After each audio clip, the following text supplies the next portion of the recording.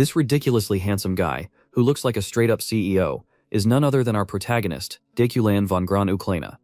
If you had to describe him, you'd need words like insanely good-looking, cold as ice, effortlessly cool, filthy rich, and downright domineering.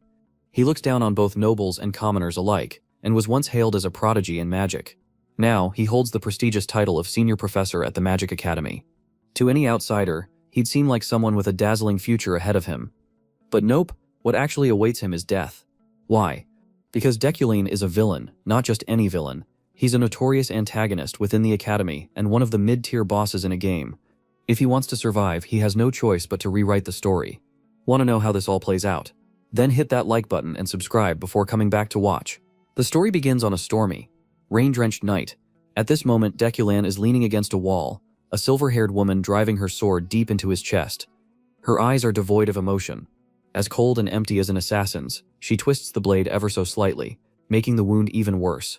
Deculan coughs up a mouthful of blood, but strangely he feels no pain at all. Instead, he stares at her and thinks, "If you wanted to kill me, you're just as beautiful and heartless as ever." Slowly, he reaches up and gently touches her indifferent face. Then his hand falls limply to his side. And the last thought in his mind is, "That damn woman." At that exact moment, a message pops up on the screen. Engagement annulled. Deculan's death confirmed. Congratulations, you've cleared the phase. Staring at Deculan's death on his computer screen, a young man clenches his fist in excitement. Finally, no more bugs. I had to go through dozens of loops just to fix this. After all this time, I finally patched the bug that's been screwing up the annulment storyline. My name is Kim Woojin. I'm a game developer, and I'm this close to escaping the endless hell of overtime. With that, Woojin stretches his arms, exhausted but satisfied. To talk about this, we first have to mention a handheld game development company called RU. In the dumpster fire that is Korea's handheld gaming industry, they suddenly emerged as a rising star. Ever since their founding, they've consistently released nothing but bangers. Thanks to that, they've become world famous. And the game I'm currently testing and debugging? It's RU's newest AAA title, a game so valuable it's practically worth as much as the entire company. In other words, it's a game that will either launch us to the top or send us straight into the abyss. The game's biggest selling points: its brutal difficulty and a branching storyline that shifts based on player choices. Despite being a single-player game, it boasts an incredibly intricate plot. Built around AI-generated dynamic characters, this innovative approach has caught the attention of gamers worldwide. And that's not all. It features a massive variety of classes. Some are common, like knights, mages, and adventurers, but others are more unique, like demons, exorcists, nobles, and even kings. The player can become anyone they want, which means if the game gets the recognition it deserves, we're about to be filthy rich. But with great rewards come even greater risks. If we fail, this company is going under. Now, while we're here, let me explain why I've been stuck in overtime hell for months. It's all because of this bastard Deculan von Gran Uklena, class senior professor, power level 3.357. This guy is the key character in Deculan's death sequence, the sequence I finally managed to get through without any game-breaking bugs. Deculan von Gran Uklena, an infamous villain and one of the game's mid-tier bosses. Because of his major role as a central antagonist connected to countless other storylines, debugging his part in the game was an absolute nightmare. But today, finally, I managed to kill him without a hitch. This time, he was slain by his fiancée. And now, it's done. Still, he caused a mountain of issues throughout this segment. Woojin stretched his fingers, laced them together, and leaned back to crack his stiff joints. Just then, a voice suddenly rang out from behind him. "Wooj, how's the testing going?" Hearing someone call his name, Woojin turned around. It didn't take him long to recognize the young woman standing behind him. "This was you, Asura, his team lead and his ex-girlfriend. We were together for 7 years. 7 years filled with laughter and happiness. But the truth is, she was a workaholic, while I was a slacker. Her way of pushing herself forward was by pushing me, constantly finding things for me to do. Pushing me to work harder. To do more. In the end, we broke up. No matter how hard Asura tried, I never change. It's been 6 months since then. I heard she's got someone new." Oblivious to the storm in Woojin's mind, Asura smiled and said, "Congrats. I heard you were stuck on a bug. Glad you finally made it through." Woojin exhaled, then responded with a hint of sarcasm. "Sounds like things are going well with your new guy." His words made Rob pause for a second. But soon she calmly admitted, "Rumors spread fast in this company." "Yeah, I'd say things are going well." Woojin's eyes remained glued to the computer screen. But inside, something stung. "Well, best wishes to you both. Hope you two make it to the altar. Ara let out a small chuckle. Clearly, she was used to his personality by now. Don't be petty. Just focus on work. Then, as if remembering something, she added, oh, right. The writers want to tweak some of the game's settings. They're asking us to adjust a few character templates. Hearing that, Woojin really wanted to slap the scriptwriter a couple of times. Huh? Again? They change something every freaking day. He grumbled before shifting the topic to Dekulin. By the way, is this guy really a mid-game boss? Players can kill him early if they're lucky. Auro nodded in agreement. That's what makes the game stand out. The deeper Dekulin gets into the story, the stronger he becomes. Every player makes different choices, which increases the challenge. Then, with a teasing smile, she added, you know, this character was actually based on you. You really never noticed while working on him. Woojin frowned. Huh. But I barely met the scriptwriter a few times. Arha chuckled. Well, that's why every time I play, I kill him first. Woojin shot her a side eye. What's that supposed to mean? She shrugged playfully. It means you two are exactly alike. Woojin stared blankly for a moment. Wait, so you're telling me I'm like that guy? The one whose dying words were, you damn bee. Jokes aside, Ara soon got serious again and asked, alright, enough messing around. What do you think of the playtest? Woojin gave his honest opinion. The game itself is fun, but I'm worried. The company's entire future depends on it.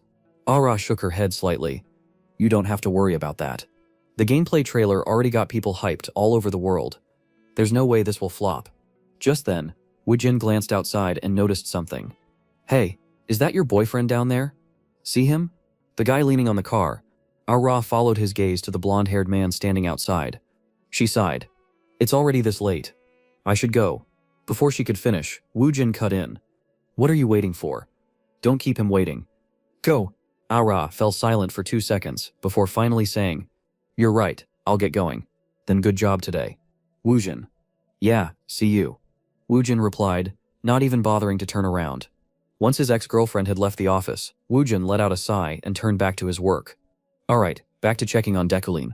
But seriously, is that scriptwriter for real? This guy is supposed to be me? He has 6 attributes. He's both a prodigy and a mediocre magician. In the game, Dekulin von Gran Uklena had been hailed as a magical prodigy since childhood. But in reality, he was far less impressive than people initially believed. His inflated ego and arrogance had fused together, creating one of the most unpleasant personalities imaginable. At this point, can we even call him human anymore? They said that as the story progressed, Dekulin would grow stronger and stronger. But no matter how powerful he became, he was always surrounded by people who despised him, without exception. Woojin leaned back slightly, tapping his fingers against the desk. I wonder if I can tweak his personality a bit. Maybe something subtle. After all, he is based on me. As he spoke, his hands moved swiftly over the keyboard and mouse. Almost mechanically, within seconds, a new trait popped up on the screen. New trait, empathy. Let's see. Empathy. Huh. Does this mean he'll be more compassionate? Or just pity people? Whatever. Let's roll with it.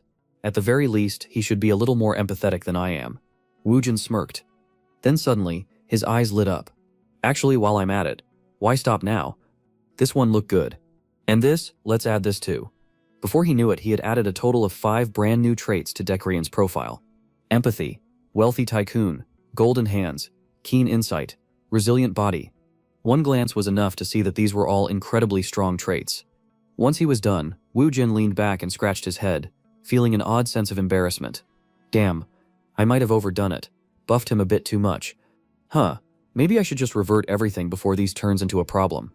Mumbling to himself, he swiftly began typing to reset Dekulan's attributes to their original state. But just as he was about to confirm the changes, ting, a sudden message notification popped up on his screen, making him flinch in shock. What the damn near gave me a heart attack.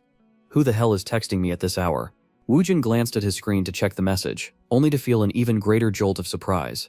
Wait, this is from the scriptwriter. Without wasting a second, he hurriedly typed back, oh, do you need me to tweak something in the template? Just let me know and I'll fix it right away. But the response he received was unexpected. No, I'm just here to watch. Woojin frowned, not quite understanding what the other person meant. Wait, what do you mean? You mean we're checking for bugs together or something? However, the next message from the scriptwriter was even stranger. Haha, not at all. Look out the window. Woojin blinked. The window?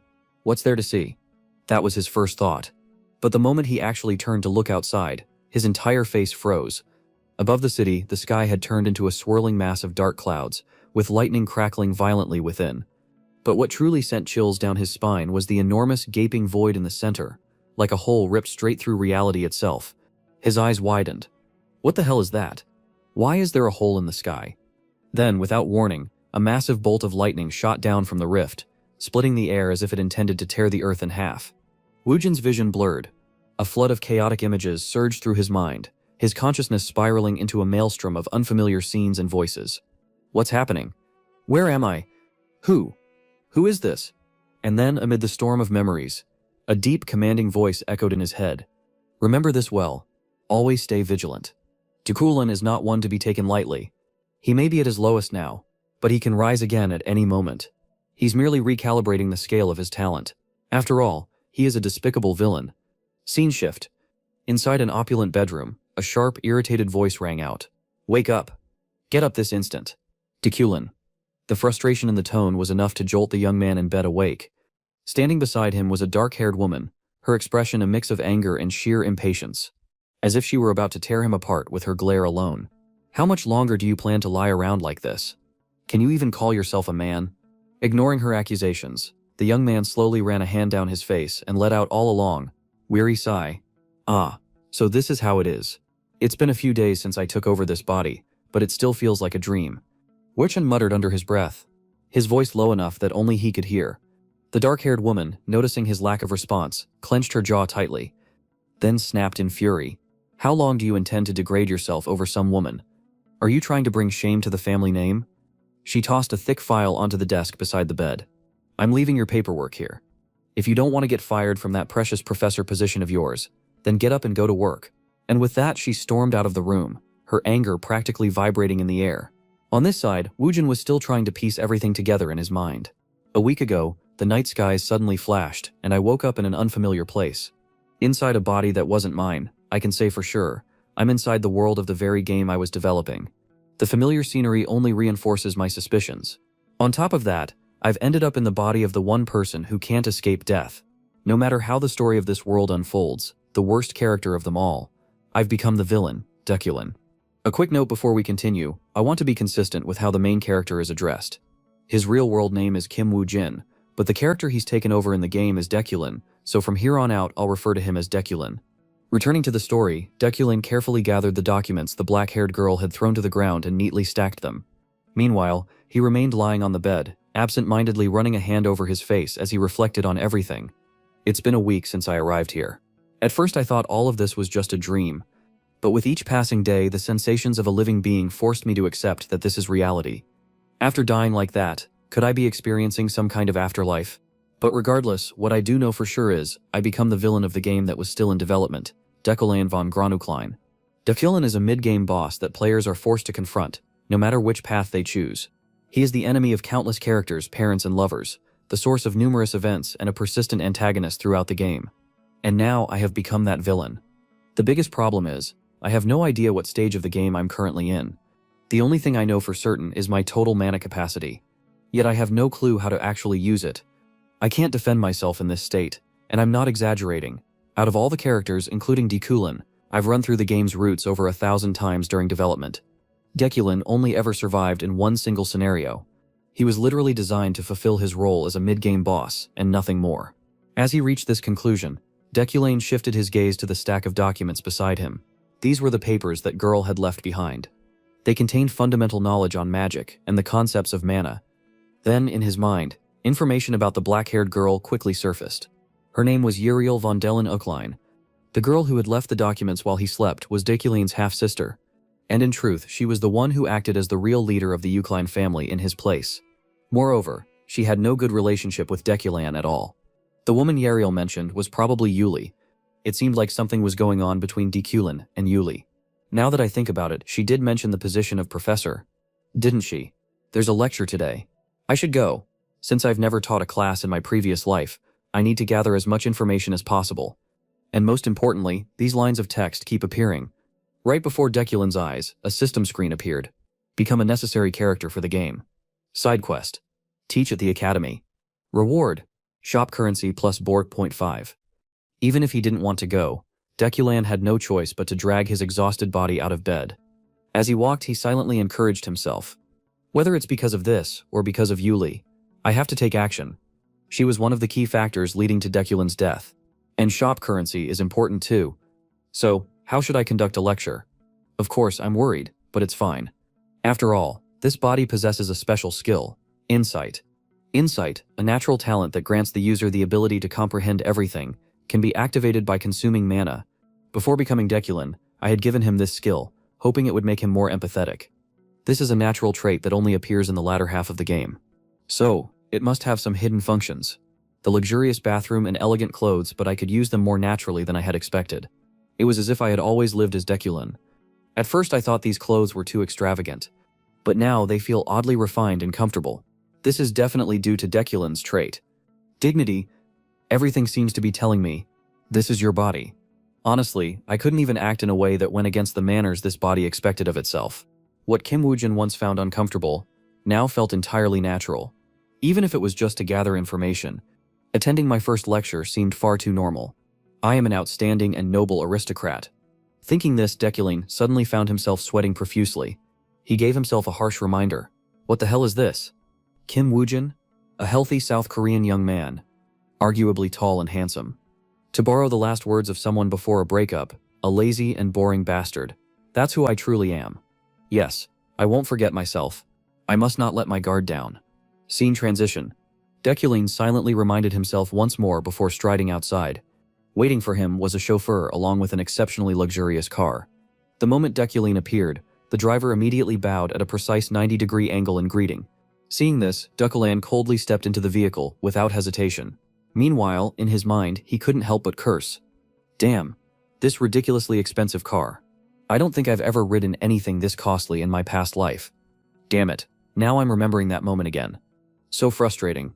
Deculin gritted his teeth, recalling the sight of Ara's new boyfriend waiting for her outside their company. Then, as he glanced to the side, he noticed something. Or rather, someone. A boy with brown hair that fell over his eyes sat beside him. Curious, Deculin silently wondered, who is this kid? Noticing Deculin's gaze, the boy flinched slightly before quickly offering a polite greeting. Good morning, Professor, he said while handing over a stack of documents. This prompted Deculin to engage his sharp mind, deducing the boy's identity. He must be Deculin's secretary, or perhaps an assistant. Something like that. Thinking this, Deculin reached out, took the documents and asked, Are you a mage? The unexpected question left the brown-haired boy baffled. What? You've been teaching me for nearly 3 years. Oh, never mind, I was just joking. Deculin shook his head. As the car continued its journey, he flipped through the stack of papers. These documents, I thought they were lecture materials, but they're just scripted lines I'm supposed to read. The entire lecture is pre-written from start to finish. I mean, there's no way a talentless, arrogant guy like Deculin would prepare a lecture himself. This kid must have done it for him. As this realization set in, Deculin found himself feeling oddly conflicted. Then, almost instinctively, he muttered, Good work. The boy jolted in surprise. Wait, what? Deculin didn't elaborate. Instead, he simply instructed, Just rest until we arrive. Why yes, understood, the boy quickly responded, while the chauffeur was already used to his master's cold demeanor.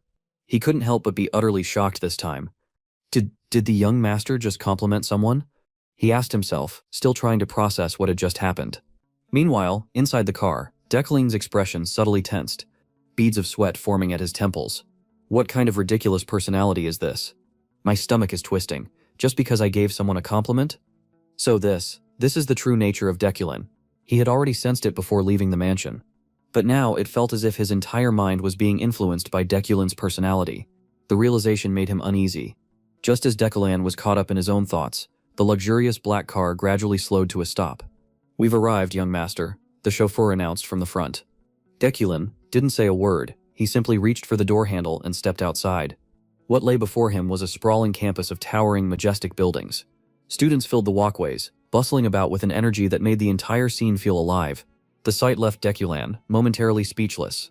So this is Deculin's workplace, the Royal Academy. His destination was the Rotao Lecture Hall. Time passed quickly. Scene transition. Rotao Lecture Hall. By the time Deculin arrived, the hall was already packed with students, all chatting excitedly among themselves. I finally get to attend a lecture by Senior Professor Deculin. Upon hearing this, another student curiously asked, You mean the genius spell analyst? Someone more knowledgeable quickly chimed in. Not just that, I heard he's a prodigy too. Before the students could continue their discussion, a commanding voice rang through the hall. Attention everyone.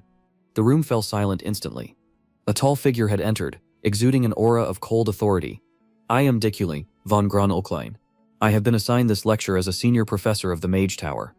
With the poise of a noble, Diculin spoke in an indifferent yet dignified tone. Now then, let us begin. His striking appearance combined with his composed demeanor caused a stir among the female students. Wow, he's so handsome and brilliant too. He's seriously so cool. Meanwhile, in a darker corner of the lecture hall, a girl clenched the paper on her desk so tightly that it began to tremble in her grip. Cool.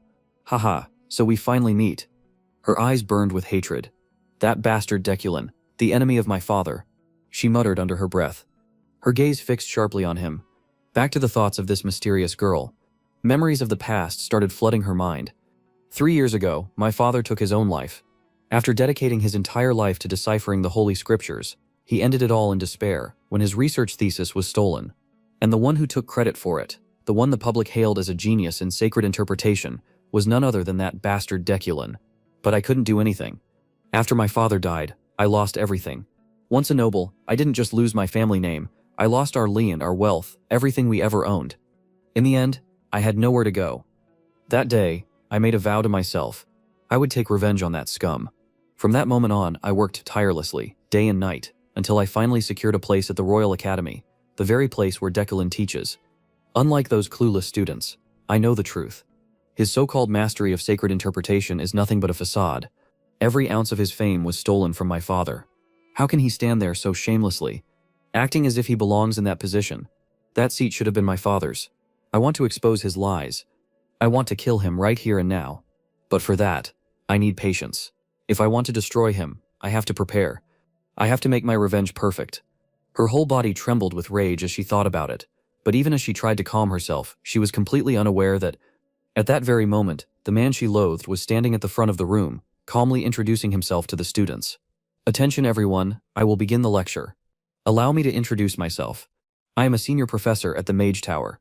A monarch class mage, one who commands the elements. I have been appointed as your special instructor. Mages are categorized into 11 ranks, with monarch standing as the 4th highest. By the time you've reached this point, you should already be familiar with this. However, magic is primarily divided into 3 attributes and 9 disciplines.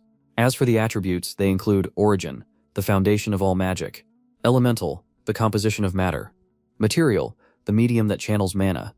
The 9 disciplines are summoning, spirit arts, destruction, support, control, resilience, enchantment, harmony, and lastly, specialization. That is why a mage must, blah blah. Back to Diculin's perspective, while lecturing the students, he found himself reflecting inwardly. Things are going smoother than I expected. Not only is this my first lecture, but I'm also teaching magical theory, something I'm not particularly familiar with. Yet despite simply reading from a prepared script, I somehow seem to have complete mastery over the content. His dignity and dominance traits naturally drew the students' attention to him, while his elite trait ensured he remained composed under their gaze. Instead of feeling pressured, everything felt effortless. Diculin's traits truly make him an ideal professor. With that thought, he refocused on his lecture and continued explaining. Mana manifests differently depending on where it is stored within the body. Generally, mages store their mana in their brains, as it allows for the clearest visualization of spells. In contrast, swordsmen store their mana in their hearts, the organ responsible for pumping blood throughout the body. And lastly, the Dantian is the most universally suitable mana reservoir, as it provides a strong link between internal and external forces. My point is simple: hard work is important, but when talent is lacking, making careful and strategic choices is just as crucial. As he spoke those words, even Diculin himself had to pause for a moment and reflect. What a fitting lesson for myself. In truth, Diculin was never an exceptionally gifted character. While his current mana stat sat at 3.375, there existed another individual in this world whose starting mana exceeded 30,000. If anyone needed to heed this advice, it was him. How ironic. Still, this was just a scripted lecture. With that thought, he concluded, today's lesson ends here. One final thing. As he reached this point, Diculin's voice suddenly came to a halt. A moment of hesitation flickered in his mind. I'm unsure about this line. Do I really have to say it? If I were the real Diculin, I wouldn't. That thought lingered. He didn't want to be controlled by the personality of this game character. He wanted to be himself. With that resolve, he turned to the students and said, "Does anyone have any questions?" The students exchanged glances before shrugging. It seemed no one had anything to ask, which gave Deculin a slight sense of relief. Good, looks like there are no questions. He murmured inwardly, preparing to wrap up the lecture. However, just then, a sudden voice pierced through the air. Professor Deculan, a girl with gray hair, abruptly stood up, her voice loud and clear. A strange spell was discovered in the mage dormitory last night. Some even claim it's the work of a demon, as a genius in sacred scripture interpretation. What do you think about this? Hearing this, Deculan shifted his gaze toward her and asked, Are you really a part of the Mage Tower? The gray-haired girl flinched slightly at the unexpected question, a look of confusion crossing her face. Pardon me, but why would you ask that? Deculin calmly explained. If you were truly from the Mage Tower, you would have introduced yourself first. I do not answer questions from ill-mannered children. His response made the girl's eyes widen in shock. But Deculin didn't spare her another glance. Instead, he turned away and walked toward the door, his thoughts continuing, Sorry, but I have no other choice. I just realized how much mana the understanding trait consumes. Just comprehending this lecture script alone cost me 1,300 mana. Who knows how much it would take to analyze an unfamiliar spell? Inside the lecture hall, the surrounding students whispered among themselves. Amused by the situation, she tried to make a scene, but ended up embarrassing herself instead. The sarcastic remarks only seemed to fuel her frustration, but instead of backing down, she spoke up again. Wait, the mages refused to explain it, saying it was just a baseless rumor. But I believe that you, Professor, can identify this spell. I formally request an explanation. As soon as she finished speaking, she immediately channeled the mana within her body, forming a distorted green magic circle that floated mid-air in the classroom. And the moment Deculin having laid eyes on it, his mana dropped drastically, leaving him with only 360 points.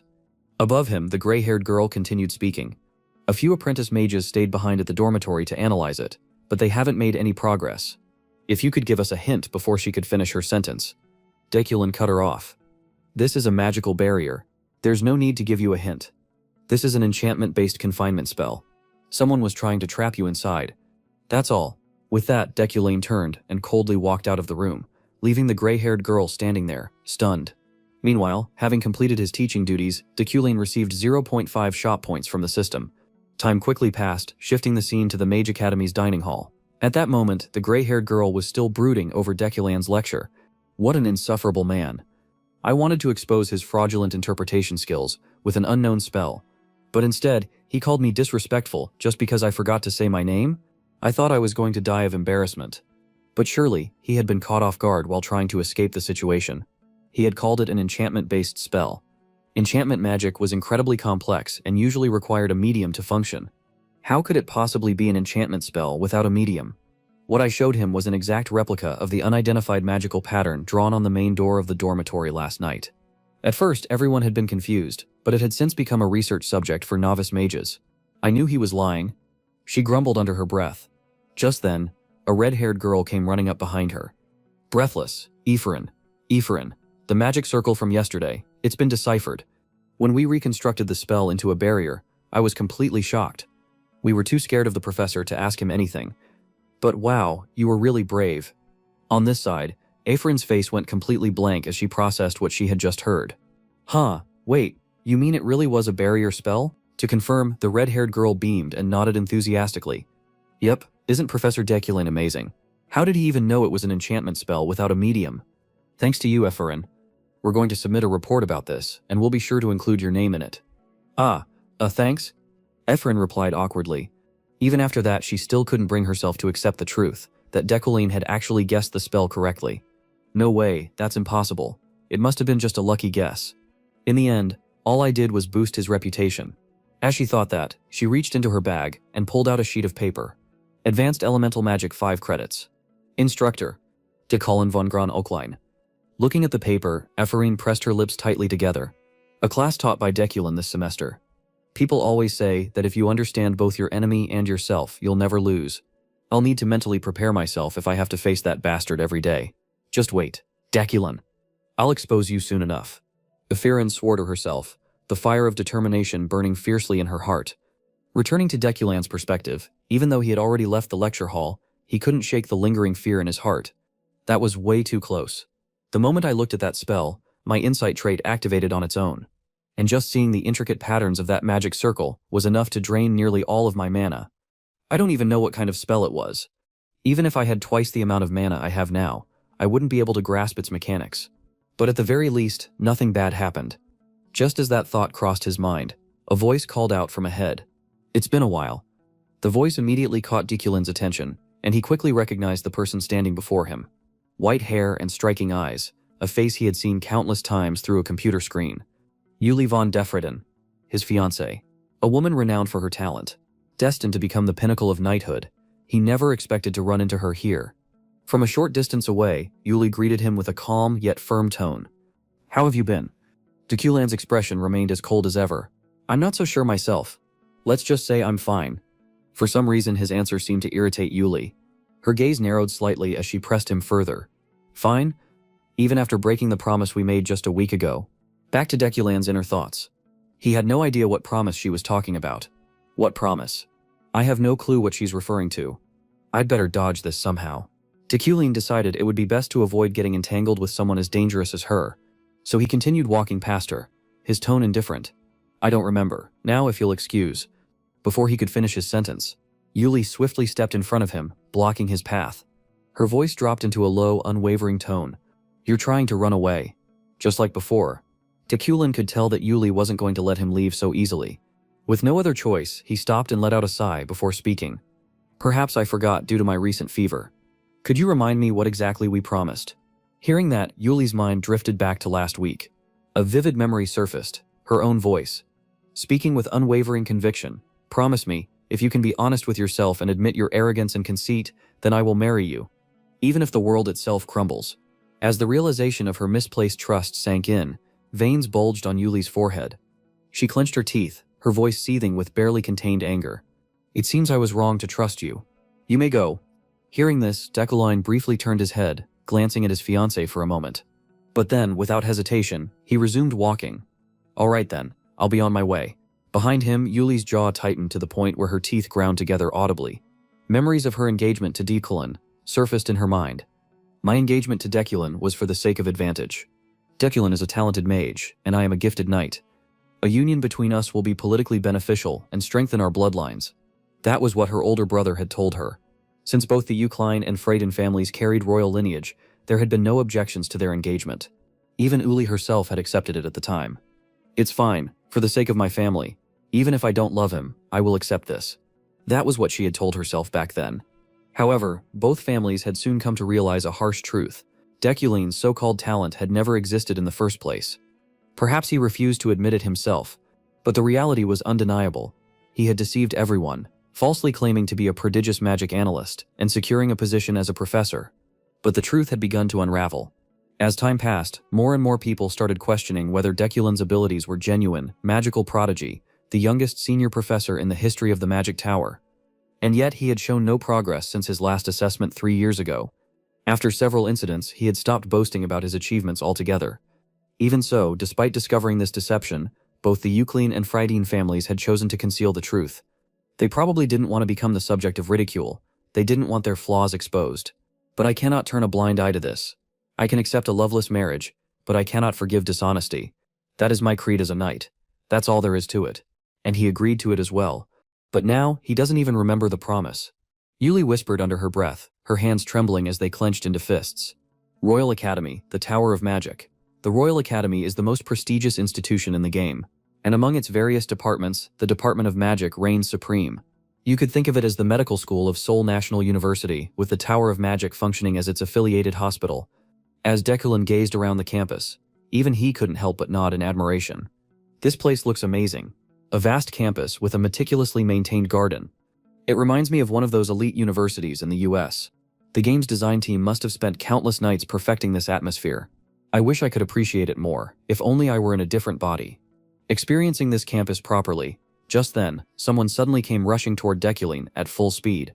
Immediately sensing the movement, his face darkened, and on instinct he swung his elbow backward, his strike connected with the person, sending the stack of documents they were carrying flying in all directions.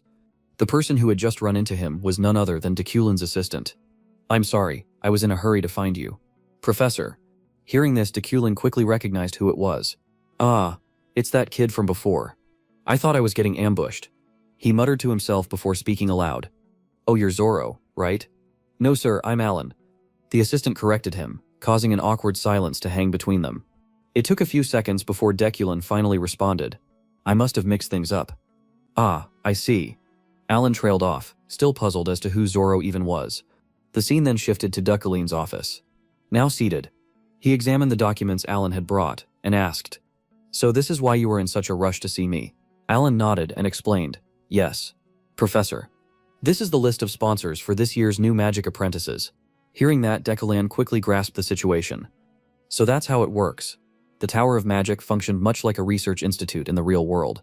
Funding was essential for the development of magic. Professors here would choose which apprentices they deemed promising and sponsor their growth. Then, as Deculan examined the information of various candidates, he suddenly noticed something unusual. One particular name was glowing. This name, it's glowing. He immediately deduced the reason. It must be because of Deculan's innate traits. Trait: wealthy tycoon, rare. A natural-born magnate and an outstanding financier with an unparalleled instinct for valuable things. The more information you have, the sharper your intuition becomes. Trait: keen vision, rare. A heightened ability to perceive things visually, almost like a sixth sense. Mana points and similar elements existed mostly to complement these traits rather than function independently. Returning to Deculan's perspective, he quickly put the pieces together. This phenomenon, it must be the synergy between wealthy tycoon and keen vision. Whoever is behind this name must be a source of great wealth. There are a few promising ones here, but she is the brightest of them all. And that was when Deculan laid eyes on a gray-haired girl, Ephorine. Huh, this is a familiar face. Ephorine Luna, a well-known name in the game. According to the developer responsible for her character design, Deculan had taken her father away from her. But why doesn't Ephorine Luna have a sponsor? Deculan instinctively voiced his thoughts. Hearing this, Alan, his assistant, scratched his head awkwardly before responding. Ah, Ephorine Luna. I think people are afraid. Before Alan could finish, Deculan had already nodded in understanding. I see. Then, he thought to himself, so everyone is hesitant, fearing how I might react if they chose to support her. Let's see. She's talented enough to have made it into the Tower of Magic without even attending the academy. However, Ephorine Luna is Deculan's enemy. No, to be precise, Deculan is her enemy. If things play out exactly as they did in the game, my fate will remain the same, death. Just then, a system notification appeared. Skill: Villain's fate. Everyone wishes for his death. However, what doesn't kill him only makes him stronger. In the game, Deculan died in countless ways. A blade through the heart, a dagger to the head, poison in his wine, an explosion. No matter the method, the outcome never changed. He died. If I want to survive, I have to make a different choice, one that the original Deculan never would. With that thought, it only took Deculan about 2 seconds to make up his mind. Without hesitation, he picked up his pen and signed the document before handing it back to his assistant. Alan, submit these and borrow a few books for me. I plan to write something before heading home. Ah, yes, understood, Professor. See you later. Alan responded energetically before rushing off to fetch the books. Once he was alone in his office again, Deculan fell into deep thought. I need a lot of money to survive. Money can help me avoid many of the deaths waiting for me. Investing in a mage is a good way to earn money, but it's not enough. There are countless people in this world who despise me. They'll kill me the moment they get the chance, if I want to survive. What I really need is an escape route. I need to become stronger. However, Deculan's talent was only average. At this rate, there's no way I can properly handle the threats coming my way. I won't be able to survive the countless deaths that still lie ahead. Still, he had one thing working in his favor, his attributes. Deculan couldn't control all 4 elements, as he had once bragged, but he did have potential in manipulating earth and fire. Combined with his talent for magic manipulation, and as a result of fusing earth and fire to create metal, Deculan had developed a unique trait known as Midas Touch. Midas Touch, unique rank, consumes the user's mana to unlock the potential of a target. Thanks to this, Deculan's talent for metal manipulation allowed him to control floating swords using pure energy. Of course, calling them energy-controlled flying swords made it sound grand, but in reality, it was just telekinetic object control. That being said, this was far from common in this world. What I lack in raw strength, I can compensate for by mastering the properties of metal. But before I can achieve all of that, I first need to learn how to control it. I have to master object manipulation. Let's put it to the test. No hesitation. No second thoughts. Deculan immediately placed his hand on the basic guide to magic manipulation sitting in front of him. At the same time, he activated his insight trait to accelerate his learning process. In that very moment, a powerful surge of energy erupted from his body, forming a highly intricate magic circle in midair. And then a storm of information rushed straight into Deculin's mind, causing sweat to trickle endlessly down his face. The contents and incantations of telekinesis, they're being directly implanted into my brain. Fortunately, the process didn't last long. Once it was over, Deculin shifted his gaze toward the pen beside him, focusing his mind. Sure enough, in the next instant, the pen lifted off the table and floated in mid-air. Seeing the result, our protagonist was quite satisfied. Now I've memorized basic telekinesis and no longer need an incantation to cast it. Watching something that I had only seen in the game become a reality like this, even if it's just a basic skill, if my initial results are already at this level, then once I master advanced remote control, I'll be close to the power I desire. But what should I do next? Could I inscribe magic circles onto my entire body? In this world, the larger a magic circle, the stronger it becomes. If I thoroughly understand my body using insight, not just my brain, but even my heart, I could enhance my object control abilities by engraving magic circles across my entire body. Of course, there was a risk of my body being overwhelmed or suffering side effects. However, this body possessed a trait called Iron Man, which granted its owner top-tier physical capabilities and innate potential, allowing me to withstand such side effects. This was something only I could do in this world. My remaining mana was at 800. It should be enough for a small experiment. With that in mind, Deculin began his experiment directly on his own body. At that moment, the book in his hands flared with an intense light, and then countless strange symbols began flowing into Deculin's body. Instantly, an indescribable pain assaulted him, a pain unlike anything he had ever felt before. It was as if every bone in his body was shattering, and every muscle was being torn apart. However, Deculin did not waver. He would not let out even a single groan, because maintaining grace and elegance, that was the dignity of a noble. Time passed quickly. At last, the process was complete, leaving Deculin with only 1 point of mana remaining. His entire body trembled violently from the agony. I feel utterly exhausted. I failed because I lacked mana, but I still gained something. Now a magic circle was engraved onto his shoulder. At this rate, it would take about 2 weeks to inscribe them across his entire body. Time passed swiftly. A month had gone by since Deculin's lecture, and today marked the first official day of class. The scene shifted to the Tower of Magic, where students had gathered, their eyes fixed on a wooden notice board displaying Deculin's announcement. I, Professor Deculin, wish to assess your abilities. Bring me any results from this area that you can research. This place is brimming with elemental energy, making it an ideal location for your experiments. After reading the message, the students exchanged puzzled glances and murmured among themselves. This is completely different from what the upperclassmen told us. Are all of his lessons like this? Think about it. He's just asking us to study on our own using the instructional board. So we had to do something with the elements? Is that why we're here? Where's Professor Deculin, anyway? A wave of uncertainty spread among them. On the other side of the room, Ephraim furrowed her brows. Clearly frustrated, she clenched her fists and inwardly cursed Deculin. What a completely irresponsible man, making this study by ourselves on the first day. What kind of bastard does that? As soon as she finished that thought, a blonde-haired girl brushed past her from behind, bumping into her shoulder. The girl, however, didn't stop. She simply continued walking forward without offering so much as an apology. Ephraim's annoyance flared. She was about to fire back with some harsh words, but the moment her eyes landed on the girl's face, she froze. The blonde-haired girl was Sylvia von Josephine Alad. On the opposite side, Sylvia briefly tilted her head as if acknowledging Ephraim's presence. But without a word, she turned away and walked off. Ephraim stood there, dazed. Did she not recognize me? Time continued to flow. Ephraim sat on the ground, using her magic to construct a small castle, almost like a child playing with sand, but her mind was elsewhere. The way Sylvia had ignored her earlier lingered in her thoughts, filling her with confusion. What the hell is going on? If I'm not mistaken, she's definitely a member of the Alad family. 10 years ago, the Alad family, fearing my father's potential, surrounded our estate with their soldiers and threatened my family. So why? Why doesn't she remember me? Just as she was trying to piece things together, a sudden gust of wind swept through, causing her small castle to collapse. What's going on? It feels like my mana is being pulled away somewhere. Ephraim furrowed her brows and quickly scanned her surroundings. Sure enough, Sylvia was using her magic to construct a massive castle. The force of her spell was so strong that it was drawing in the remnants of Ephraim's castle. Pulling everything toward it, Ephraim's irritation flared. She spun around and confronted her. Hey, what do you think you're doing? Do you even realize you just took everything I gathered? She shouted again, louder this time. Hey, are you even listening to me? But Sylvia remained silent. She didn't so much as glance in Ephraim's direction. That only made Ephraim even angrier. Her hands clenched into fists, her entire body trembling with frustration. What the hell is wrong with this girl? Why isn't she responding at all? Then something clicked in Ephraim's mind.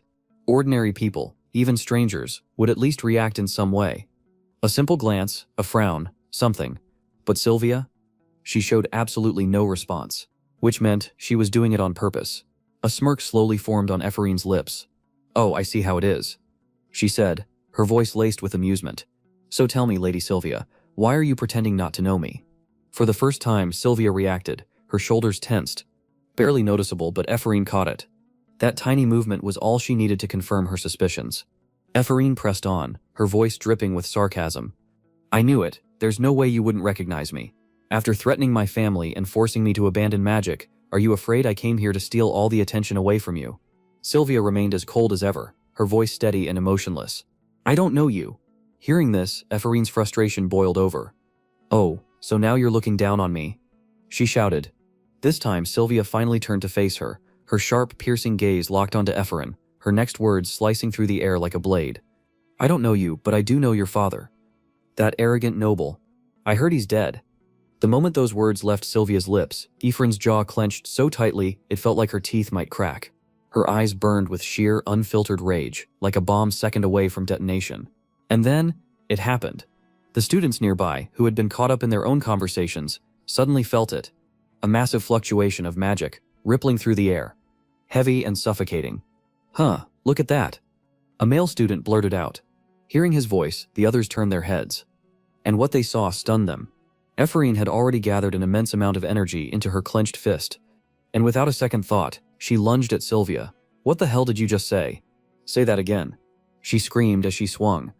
Sylvia reacted instantly, channeling her magic to form a protective barrier around herself. Boom!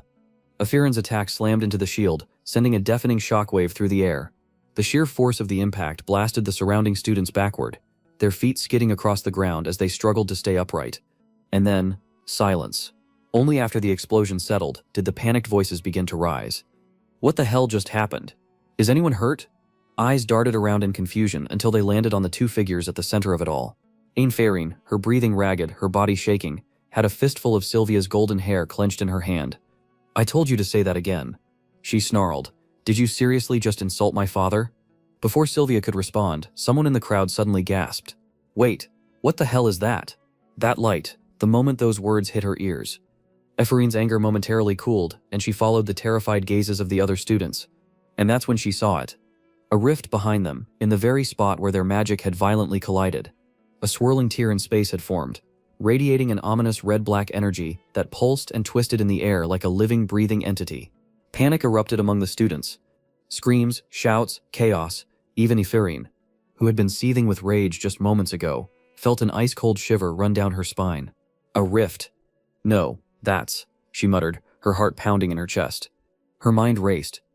"That's where my magic and Sylvia's clashed. It's pulling everything around it inward." On the other side of the courtyard, a student realized what was happening and screamed at the top of his lungs. "Run, it's about to explode." For the first time, pure fear gripped Ephraim. "No, if that thing detonates, shards of metal will fly out like bullets. Everyone here will die." But no matter how hard she tried to think, no solution came to mind. And then, boom, the rift detonated. A violent shockwave tore through the air, ripping up the ground beneath it, hurling debris and raw magical energy in every direction. Faced with the sheer destructive force of the explosion, Ephraim had no choice. Teeth gritted, sweat dripping down her face. She thrust her hands forward and summoned a massive barrier to protect everyone. However, at that moment, she suddenly felt an eerie silence settle over everything. What's going on? Why is it so quiet? But it stopped, didn't it? Ephraim thought to herself as she instinctively scanned her surroundings. And then she saw him, Deculane, standing there with his cold, imposing presence, exuding an aura so effortlessly cool it was almost intimidating. The debris from the explosion, which had been flying chaotically just moments ago, was now frozen mid-air, suspended as if time itself had stopped. Ephraim's breath hitched in her throat. Wait, when did he get here? And why? Why are the shards just floating like that? While the students were still trying to process what had just happened, Deculane raised his hand, as if responding to an invisible force. The floating fragments began to gather, swirling together like a flowing river, their movements fluid and mesmerizing. A dazzling array of colors shimmered across their surfaces, casting an almost hypnotic glow. The students watching could only gape in awe for aspiring mages like them. Witnessing this level of telekinetic magic firsthand was nothing short of breathtaking. The sheer elegance of it, impossible to deny, impossible to look away from, and then, as effortlessly as if he were tossing aside a handful of dust, Dakulin flung the gathered debris away with a flick of his fingers. Crash, without even sparing a glance at the wreckage. He turned his gaze toward the group of students and spoke, his voice as cold as ice. Attention. Today's lesson is over, everyone, except those responsible for this mess. Leave immediately. A heavy silence followed. Ephraim swallowed hard. I'm done for, I'm so done for. The scene shifted. The next thing she knew, they were in the interrogation room. Given the fact that the chaos caused by Ephraim and Sylvia had nearly sent an entire group of students to an early grave, the academy wasted no time in launching an urgent investigation. And as the professor in charge of the class, Dakulin, was of course present, outside the entrance to the room, a portly man caught sight of Dakulin and immediately greeted him with a beaming smile. Professor Dakulin, you're here already? As expected. Your dedication and discipline are truly an inspiration to all mages.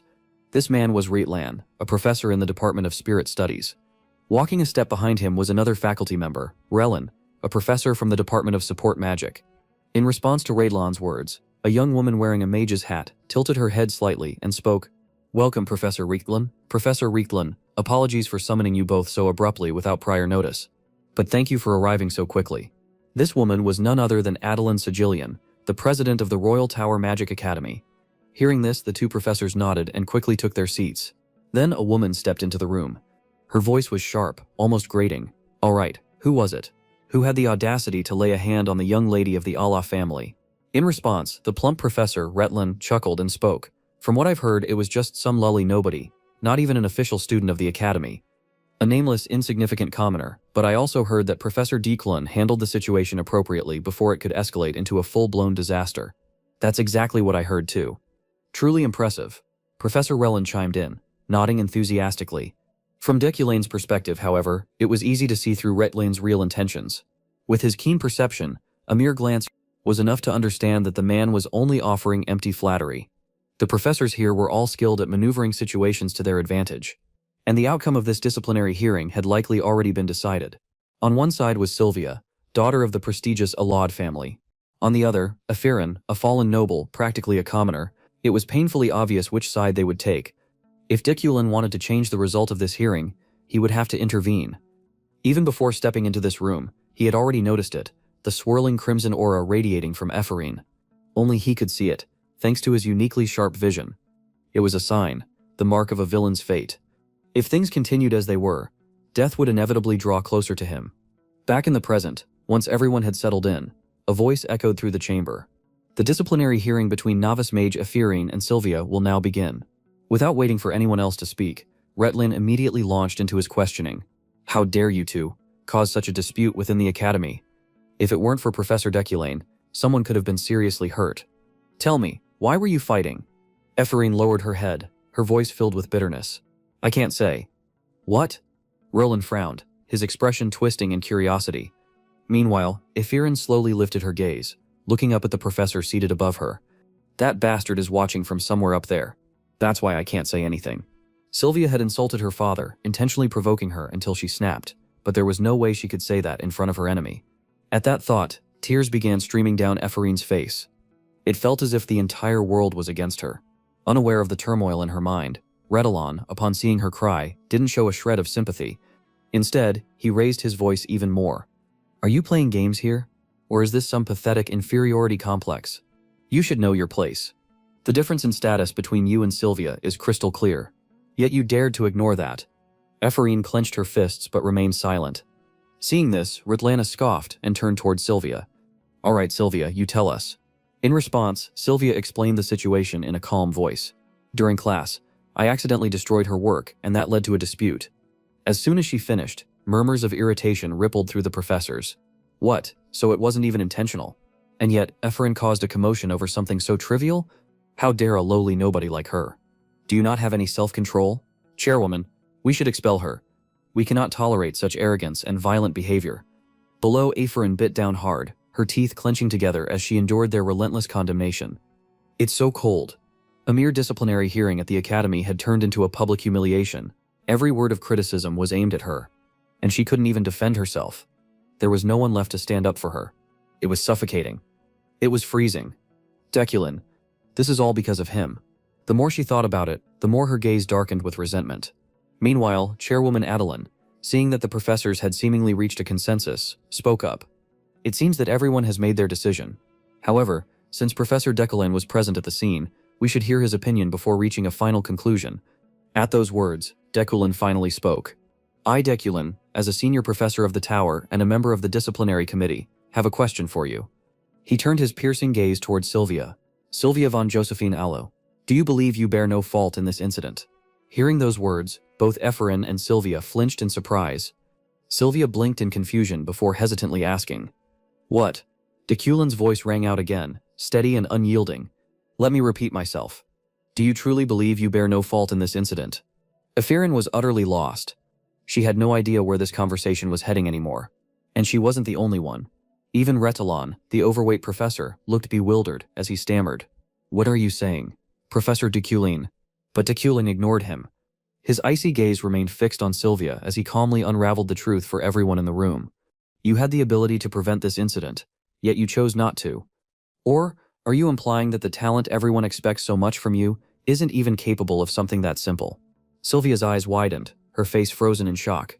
Then, in an instant, she lowered her head and admitted her guilt without hesitation. I'm sorry, to be honest. I didn't stop her because I wanted her to get into even bigger trouble. Ephraim, listening from the side, could only stare in disbelief. What? Why is he questioning Sylvia instead of me? No matter how you look at it, I'm the one at fault here. Doubt filled her mind as she instinctively cast her gaze upward. Meanwhile, Retalon, who was just as confused, quickly attempted to steer the conversation back. But even so, Professor Deculin, the one who fights back, isn't at fault. The attacker is the one responsible. Deculin turned to him, his cold, unwavering eyes locking onto Retlin's. By that logic, the blame falls on me instead. After all, I was the one in charge of the class. Professor Retlin, are you suggesting that I should take responsibility? Oh, of course not. That's not what I meant. I don't think this is the right approach. Retlin faltered, his voice growing weaker. Ephraim was left even more stunned than before. Deculin had just openly dismissed a professor who was siding with Sylvia. Why is he doing this? Is he protecting me? The thought echoed in her mind. To diffuse the tense atmosphere in the room, Chairwoman Adeline clapped her hands together, instantly drawing everyone's attention. All right, that's enough. They're just kids. Conflict is part of growing up. These two are still novice mages. So instead of arguing over who's to blame and tearing them down, let's just let this one slide. No one will face disciplinary action this time. You're both free to go. Her declaration made Ephraim's hands clench so tightly that they trembled. She should have felt relieved that she wasn't being expelled. But instead, what? I had already accepted that I was going to be kicked out. The Deculin I know would never let something like this slide. So why?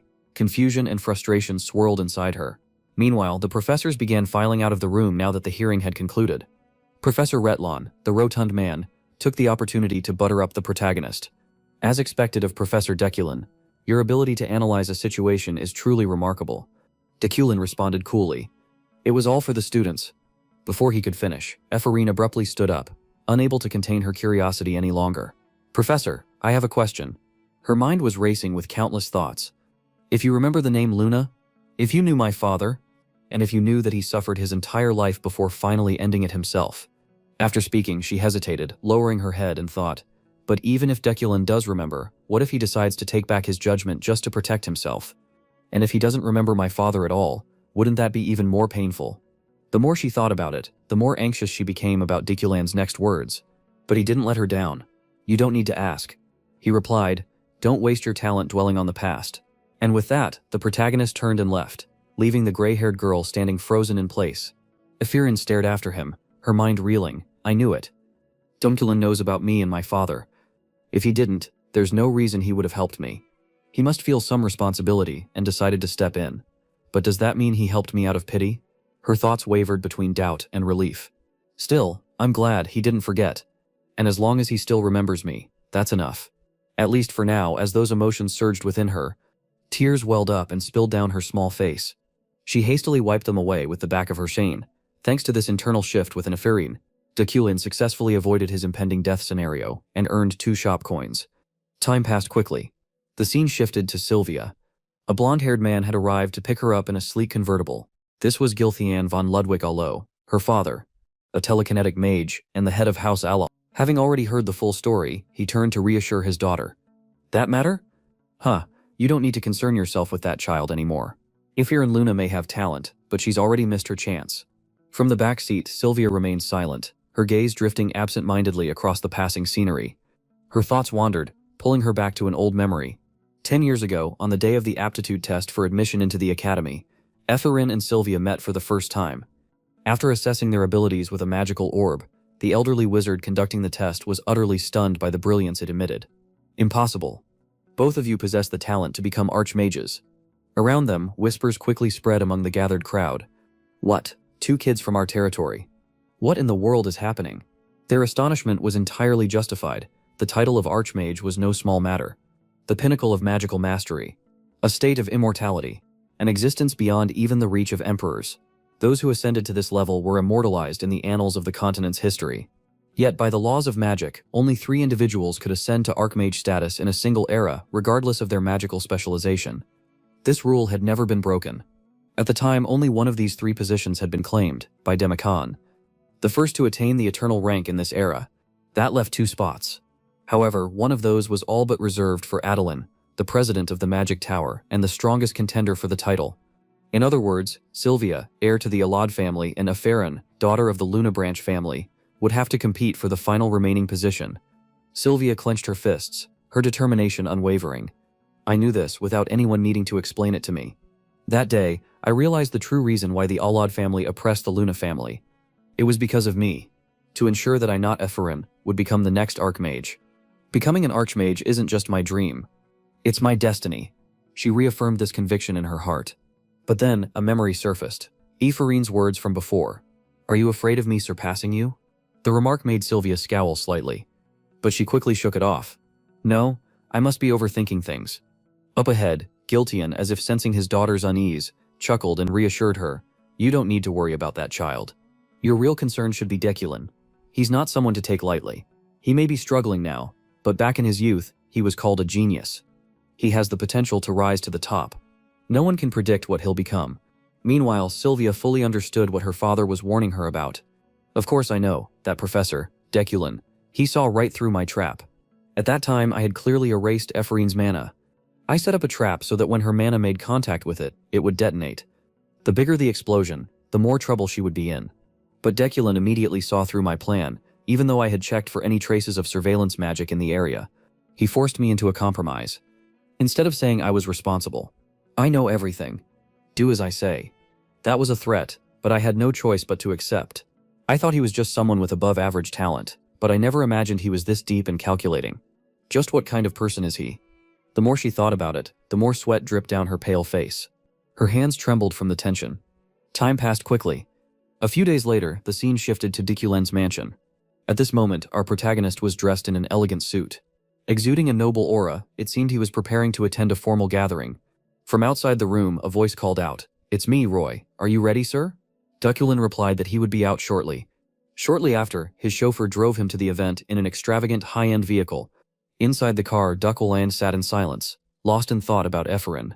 I was right to support her, thanks to that. I eliminated a variable and earned shop currency. I didn't expect the novice mage who raised a question to be Ephraim. But she's also the one most likely to become hostile toward me. Of course, Sylvia may still hold a grudge against me no matter what, but I had no other choice if I wanted to survive. At that thought, he took a momentary pause before shifting his focus to today's event. These social gatherings, I'd rather avoid them, but I can't pass up an opportunity to earn more shop currency. With that in mind, his gaze flickered toward the system screen beside him. Side quest. Attend the Flower of the New Year event. Reward. Plus min 5 shop currency. Seeing the quest, Deculan reminded himself, I need at least 5 more shop coins to access the store. So I had to check if there are any notable figures at this event. With that in mind, it wasn't long before his car pulled up in front of a grand castle. As Durinclean stepped out, 2 servants standing at the entrance immediately bowed to him. Welcome, Professor Durinclean. He paid them no attention. As soon as he stepped inside the grand hall, he didn't forget his objective. His gaze swept across the room, scanning for anyone useful who could help him earn more shop coins. They all look like high-ranking nobles, and I see many familiar prominent figures. Especially Ahelm, someone I personally designed. Coming here was the right decision after all. Deculan silently nodded to himself. At that moment, an older gentleman in the back quickly noticed Deculine's arrival and hurried over to greet him. Well, well, look who it is. Isn't this Professor Deculin? My daughter is in your class. Hearing this, the surrounding guests all turned their heads at once and rushed toward him like sharks scenting blood. Oh, Professor Deculin, I've always wanted to meet you. Seeing the crowd swarming toward him, Deculin immediately took back his previous thought that coming here was a good decision. Before he even had the chance to respond to the nobles in front of him, a voice caught his attention. Ganesha, I read about your achievements in Continental Magazine. To the side, the older gentleman was still trying to invite Deculin to dinner, but he instinctively raised a hand to stop him. His eyes scanned the room, as if searching for someone. I just heard someone mention Ganesha. Getting acquainted with her, the one who will play a crucial role in the storyline. That would be the best thing I could accomplish today, but where is she? I heard her name somewhere around here. I need to seize this opportunity to meet her. With that thought, Deculin's gaze swept the hall once more. At the same time, on the second floor, a woman dressed like a ship captain was watching him intently. She was none other than Ganesha, the fifth strongest character at the beginning of the story. Switching back to the protagonist's perspective, Deculin took a moment to scan his surroundings. It had taken him a little time, but he had finally spotted her, Ganesha. She has to be nearby. There, a woman with a fiery red ponytail. Dressed like an adventurer, I need to hurry. Deculin reminded himself and moved swiftly toward her. But as if fate itself was conspiring against him, an unexpected obstacle appeared in his path. A blonde-haired nuisance. Professor Deculin, the voice belonged to none other than Yahello, the blonde man making his way over with an all-too-familiar smirk. Yahello von Gary in Rewind, a monarch-class mage affiliated with the royal family. With an air of feigned camaraderie, he strode up to Deculin as if they were old friends. Haha, what an honor. The esteemed senior Professor Deculin actually remembers me. It's been ages. How's your research going? Bit out of the blue. I know, but I've been hearing some rumors. Deculin frowned. What are you talking about? Yahello's grin widened, his voice dripping with amusement. Oh, nothing much. Just that your research hasn't made any progress in 3 years, and some people are starting to doubt your abilities. If you need help, you know I'd be more than happy to assist. Switching back to Deculin's perspective, he immediately saw through Yahello's intentions. So, he's here to provoke me. Yahello had been Deculin's rival at the academy. Once, they were close. But after losing the position of senior professor to Deculin, Yahello had grown resentful. Under normal circumstances, Deculin might have been bothered by such a comment, but petty provocations like this? They were nothing to him. That said, Yahello wasn't entirely wrong. The rumors were true. Deculin's gaze instinctively flickered upward to the second floor, and then his stomach dropped. She's gone. Ganesha had vanished. Damn it, I lost sight of her because I was stuck here listening to this idiot. Behind him. Oblivious to Deculin's rising irritation, Yahello kept talking like a broken record. If you keep acting so arrogant, no one's going to like you. You know. Returning to Deculin, by this point he could no longer suppress his growing frustration. Slowly he stepped closer to Yahello, his voice turning cold as he warned. Yahello, enough with the nonsense. Get lost, you bastard. With that, Deculin turned and walked away, leaving Yahello standing there in stunned silence. Damn it, I need to find Ganesha before she leaves the party and make my introduction. If I miss this chance, my entire plan is ruined. Time passed quickly. Despite his best efforts, Deculin still hadn't managed to locate the formidable woman. Instead, he found himself preoccupied with something far more irritating, evading the endless crowd of nobles eager to speak with him. Ha! Even though I shook off Yahello, there are still too many idiots in my way. This is exactly why I hate these damn parties. Letting out an exasperated sigh, Deculin pressed forward, but just then a voice called out to him from nearby. Professor Deculin. The sound was familiar enough to make him pause.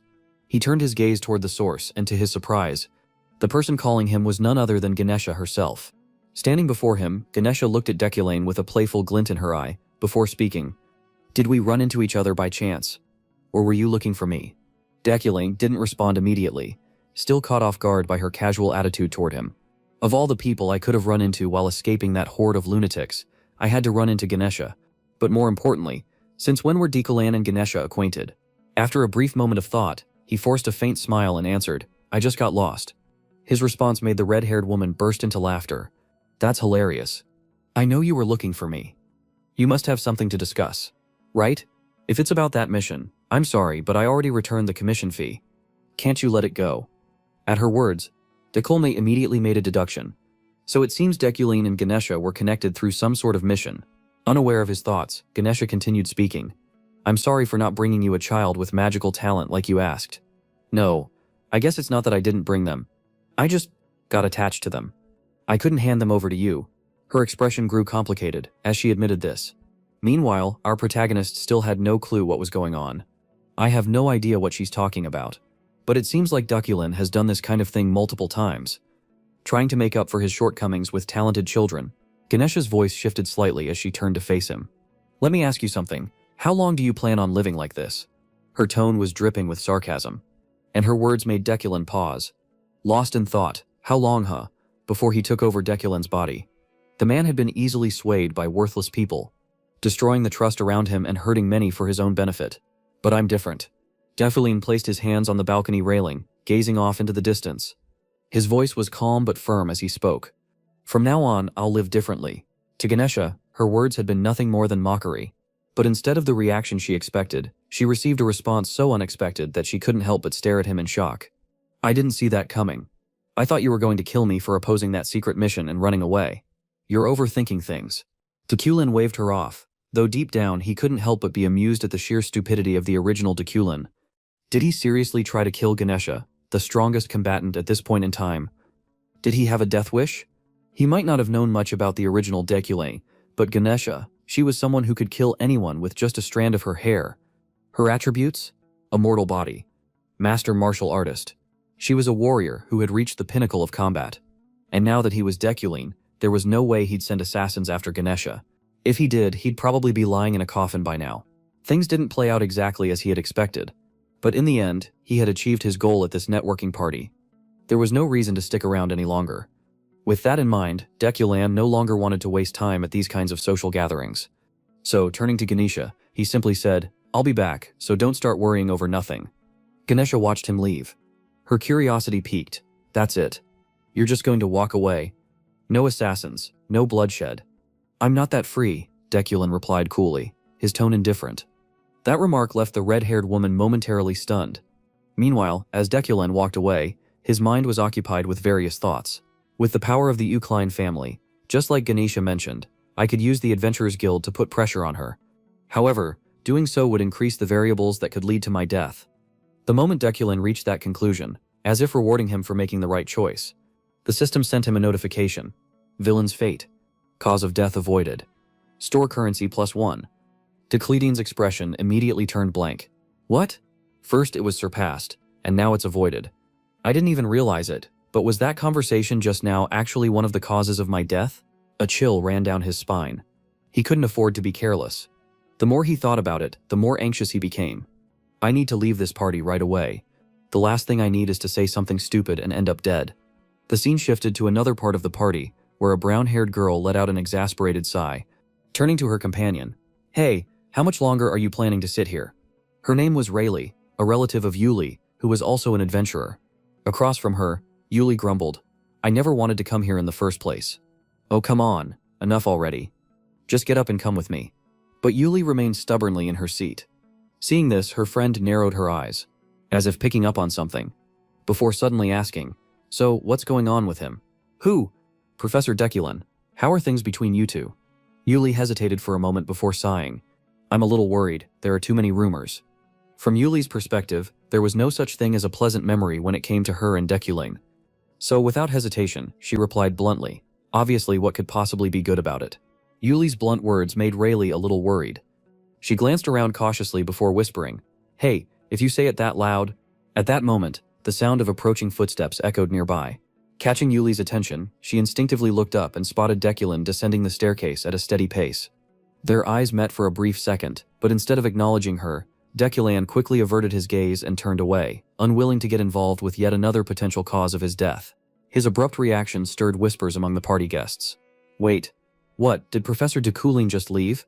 The guy who supposedly loves these gatherings, wow, he didn't even glance at his fiancée before walking away. Maybe he really doesn't like her that much. Then, does that mean the rumors are true? Since Duculin left the party earlier than usual, speculation quickly spread that it was due to some conflict between him and Yuli. But there was no way Kim Woojin would have written that into the story himself. Regardless, after leaving the party, Duculin successfully completed the New Year's Bloom quest, earning an additional 0.5 store currency as a reward. Time passed quickly, It had already been a week since I attended the New Year's flower celebration.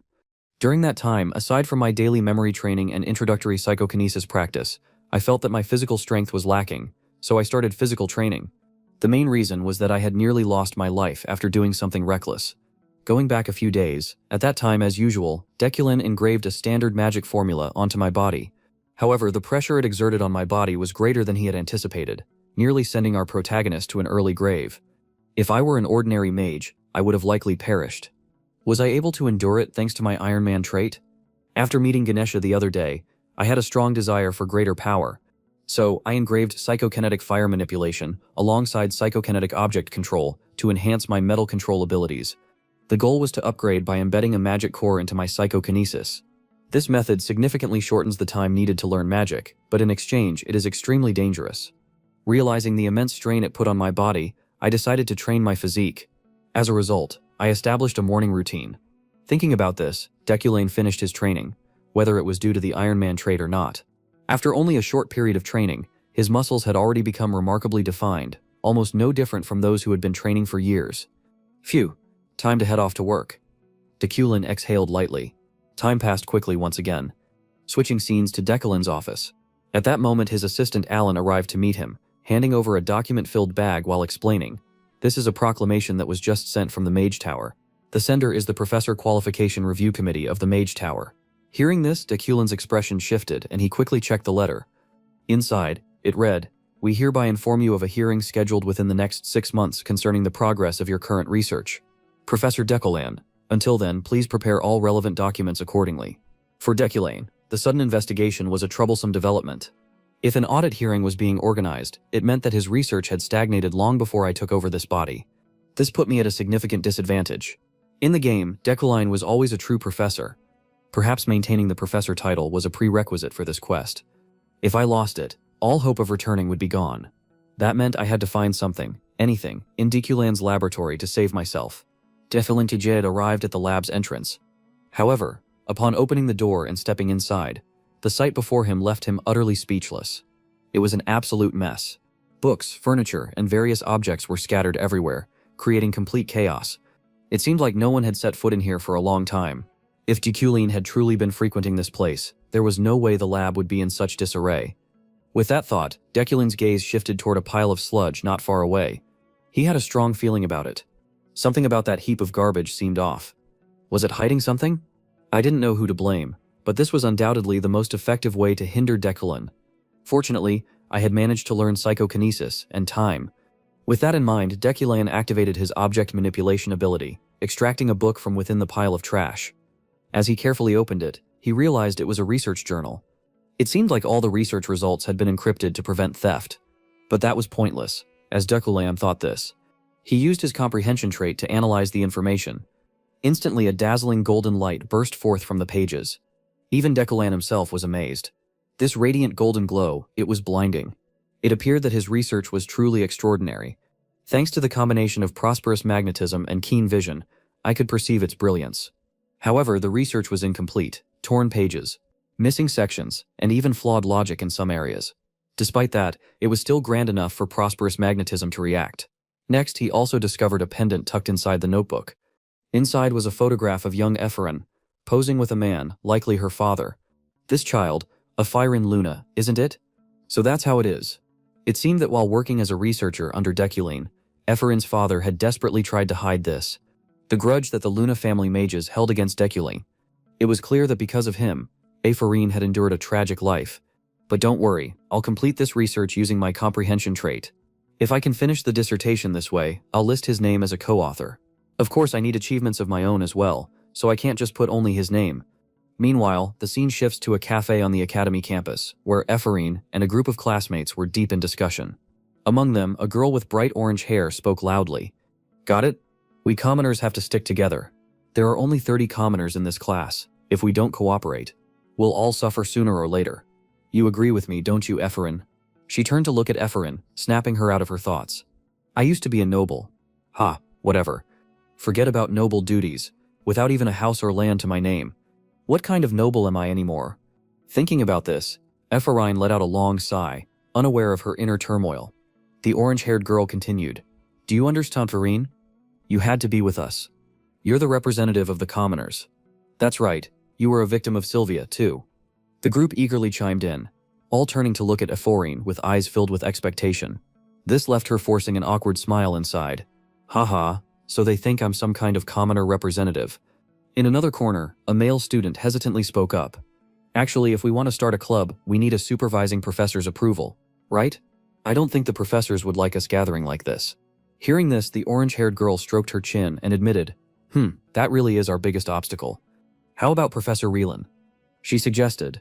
But the male student across from her immediately shook his head and explained, he's infamous for sucking up to nobles. They even call him Fat Noble. Then what about Professor Carmel? She asked again, only to be rejected outright.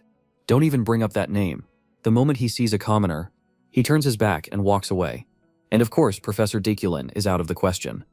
Switching back to Ephorine's perspective, while everyone else was racking their brains trying to figure out how to form the club, she was staring at the food on the table, drooling. Why aren't they eating that? Please don't eat it, please don't eat it. She silently prayed in her heart. However, before her wish could come true, the orange-haired girl suddenly slammed the table and made a bold suggestion. That's it. Ephorine. Ask Professor Deculin. You'll ask him for us. Right? Hearing those words, Ephorine's face instantly turned pale. The others also seemed to think it wasn't a bad idea. The male student beside her hesitantly spoke up. Well, if you think about it, he's actually quite fair. He looks down on everyone, nobles and commoners alike, across the table. The orange-haired girl continued enthusiastically. You avoided punishment because of him. That means you've already caught his attention, doesn't it? Hearing this, Ephorine's face twisted in discomfort, and she responded with hesitation. That's not true. As she spoke, cold sweat ran down her face from sheer anxiety. Why is the conversation taking such a weird turn? I don't want anything to do with Deculin. Thinking this, she immediately bolted from her seat and ran away to avoid being stuck with the job of asking Deculin. I can't do it anyway. Don't say that. Just think about it a little more. The orange-haired girl chased after her, waving the application form in her hand, but Ephorine refused outright. I already said no, you're completely mistaken. If I do it, it'll only backfire. And so the two of them ended up chasing each other around for a while. However, just as the orange-haired girl grabbed Ephorine's arm, her face suddenly went blank, as if she had frozen in place. This startled Ephorine, making her ask in confusion, "What's wrong, Julia?" Before Julia could even respond, a familiar voice rang out from behind them. Ephorine, step aside. That voice belonged to none other than our protagonist, Deculin. Seeing Deculin appear, Ephorine's face froze, unable to react, and when she turned around, she realized that at some point her best friend Julia had already slipped inside the cafe, giving her a look filled with encouragement. Good luck, Ephorine. Julia, since when did you sneak in there? You coward. Ephorine screamed internally. On the other hand, our protagonist had no time to observe the silent exchange between Ephorine and Julia, so he simply walked away. Seeing this, though she still felt a bit nervous and sighed, Ephorine took a deep breath to calm herself. She carefully held out the application form and said, Professor Deculin, I want to establish a club, and I need your signature. I don't mean to bother you. I was just worried that you wouldn't approve of a club made up of commoners. From Deculin's perspective, her words made his steps falter slightly as he pondered the matter. I don't want to get involved with Ephorine, but she's right. The truth is, the other professors won't cooperate with me. Instead of wasting time with those frauds, I might as well give it a try. Having made up his mind, Deculin reached out, took the application and quickly signed it before handing it back to her. Send the details to my office. Here, take it. Ephorine stood frozen in shock, staring at the signed form in her hands. Did he really just sign it? Did he actually agree? The Deculin, as she watched Deculin's departing figure with suspicion. Julia suddenly lunged at her, wrapping her in a tight hug. Wow, you actually got his signature. I can't believe it, ignoring her friend's excitement. Ephorine's gaze remained fixed on Deculin, utterly baffled. Why? Just like at the disciplinary hearing, why is he being kind to me? Time passed quickly, and the scene transitioned to Deculin's lecture hall. At this moment, his class had already begun. Today's lesson is about understanding pure elements. As you all know, elements serve as the foundation of all magic. However, there are still many magicians who failed to grasp the difference between categorized magic and pure elemental magic. Blah blah. Seated below, Ephorine was still lost in a whirlwind of chaotic thoughts, struggling to make sense of why Deculin had suddenly shown her kindness. She began speculating in her mind. Is it because of guilt? Or sympathy? He was the one who led my father to his death. Even if he's being nice to me now, it only feels fake. If he truly acknowledges his wrongdoing, then he should reveal his true nature and show remorse. The more she dwelled on it, the tighter her hands clenched. Trembling with frustration, Julia, sitting beside her, noticed and asked with concern, "Are you okay, Ephraim? Don't worry about those guys. They don't know how to do anything other than gossip." Julia spoke in a disgruntled tone, her gaze shifting towards something, or rather someone, nearby. Ephraim found herself a little puzzled. What is she even talking about? Following Julia's line of sight, she soon noticed several noble students not far away. Staring at her with visible disdain, she could only let out a small, "Haha, I guess I've officially made myself an enemy of the nobles after that incident. Even though I am a noble myself," letting out a small sigh, as if already accustomed to being looked down upon. Ephraim composed herself and turned to Julia. "It's fine, Julia, they're always like that. Let's just focus on the lecture." With that, she directed her attention back to the class. She had heard rumors that Declan's lectures were different from the rest. Oblivious to the thoughts running through her head, Declan continued with his lesson. "The magic circles you've been using so far have meaning embedded in every single stroke." As he spoke, Declan activated his own magic, summoning a glowing magic circle above the palm of his hand. A small flame flickered to life above it. Then he resumed his lecture. This spell's color can be altered by adding 2 additional strokes to the circle. Those 2 strokes determine the hue of the flame. That brings us to today's topic, fire flow. While explaining, he effortlessly used his telekinetic abilities to make a book levitate in the air beside him. Next, 2 orbs of energy began to converge in Deculin's left and right hands, one glowing green, the other blue. Ephraim's assumptions were incorrect. In reality, Deculin's lecture wasn't merely a way to show off. As a professor, Kim Woojin's lesson was a masterful display of magic, using mana to explain concepts with profound depth and clarity. This was a shock to the new students in the lecture hall. And it was the same for Sylvia, a prodigy who had long since lost interest in studying due to her overwhelming talent. Unbothered by the awestruck gazes from the students below, Deculin continued explaining, meticulously breaking everything down. "As you all know, this magic circle is used to summon water. However, if you combine it with artistic magic, it transforms into this." As he spoke, he performed the modification right before his students' eyes. At that moment, the magic circle darkened into a deep purple hue and the flame it conjured no longer burned in place. It moved, flowing and twisting like a river suspended in mid-air. The entire class stared in stunned silence. It actually turned into a stream. The fire is flowing like water on the opposite side of the room. The one most astonished was none other than Sylvia. "This is impossible. I never expected his lesson to be so grounded in theory." Most magicians labeled as geniuses relied on their instincts to wield magic, treating theory as little more than a rigid framework. If every magician prioritized theory above all else, then magic would become nothing more than a uniform mold. Spending too much time on theory would leave no room to actually practice magic. Trying to understand all of magic purely through theoretical study was inefficient and would only make practical training more difficult. This is the paradox of magic. To become a high-level magician, you need strong intuition. Yet high-level magicians struggle to explain their intuition through theory. For someone whose genius is constantly being questioned, dedicating an entire lesson solely to theoretical study should have been impossible. The more she thought about it, the more curious Sylvia became. Time passed quickly, and the scene shifted to the dormitory of the Magic Tower. At that moment, Ephraim had just finished Deculin's lecture and was making her way back to her room. As she walked, she let out a deep sigh. Sigh that was completely different from what the rumors said. "I've never been this focused on a class before." As she spoke, her gaze darkened slightly as she took in the sight of her door, covered in countless insults scrawled across its surface. However, rather than anger, all she felt was mild annoyance. How long do they plan to keep up this childish prank? It's gotten worse ever since my conflict with Sylvia. Her voice trailed off mid-sentence as her eyes caught sight of a paper bag stuffed into the door's mail slot. Reading what was written on it, her expression twisted in confusion. A sponsorship certificate. Wow, I almost fell for it. There's no way this is real. Who in their right mind would sponsor me when both the Allode family and Deculan despise me? But honestly, it wasn't necessarily a bad thing. She could report this and claim a reward. Letting out a dry chuckle, Ephraim quickly made her way to the Office of Magical Administration to verify the matter. However, once she received confirmation from the staff, her expression went completely blank. It's real," she recalled the moment when the administrator informed her. "This isn't a joke. The official seal is authentic." At that moment, Ephraim couldn't hold back her reaction. "What? You've got to be kidding me." Just the thought of a massive sum of money suddenly falling into her lap made her face light up with sheer joy. Like a flower blooming in spring. She even pinched her own cheek to check if she was dreaming. This should wake me up. Wake up.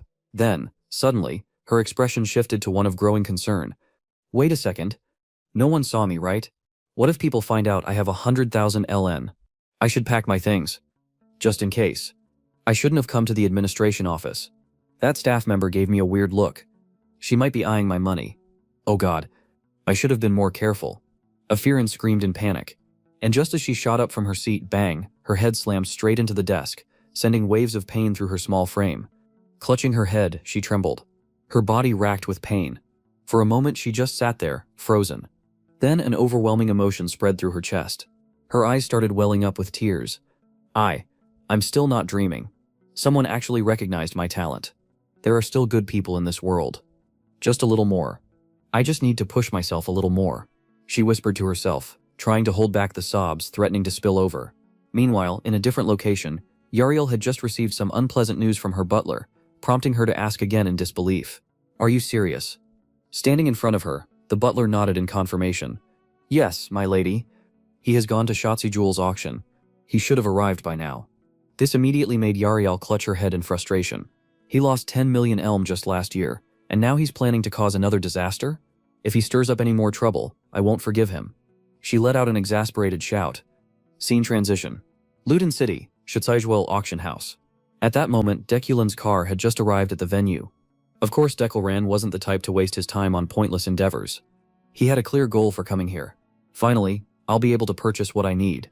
Ever since he first used psychokinesis as his primary form of magic, he realized that he needed additional metals to compensate for his lack of raw talent. The equipment he carried was always made from steel wood, but that was merely a temporary solution.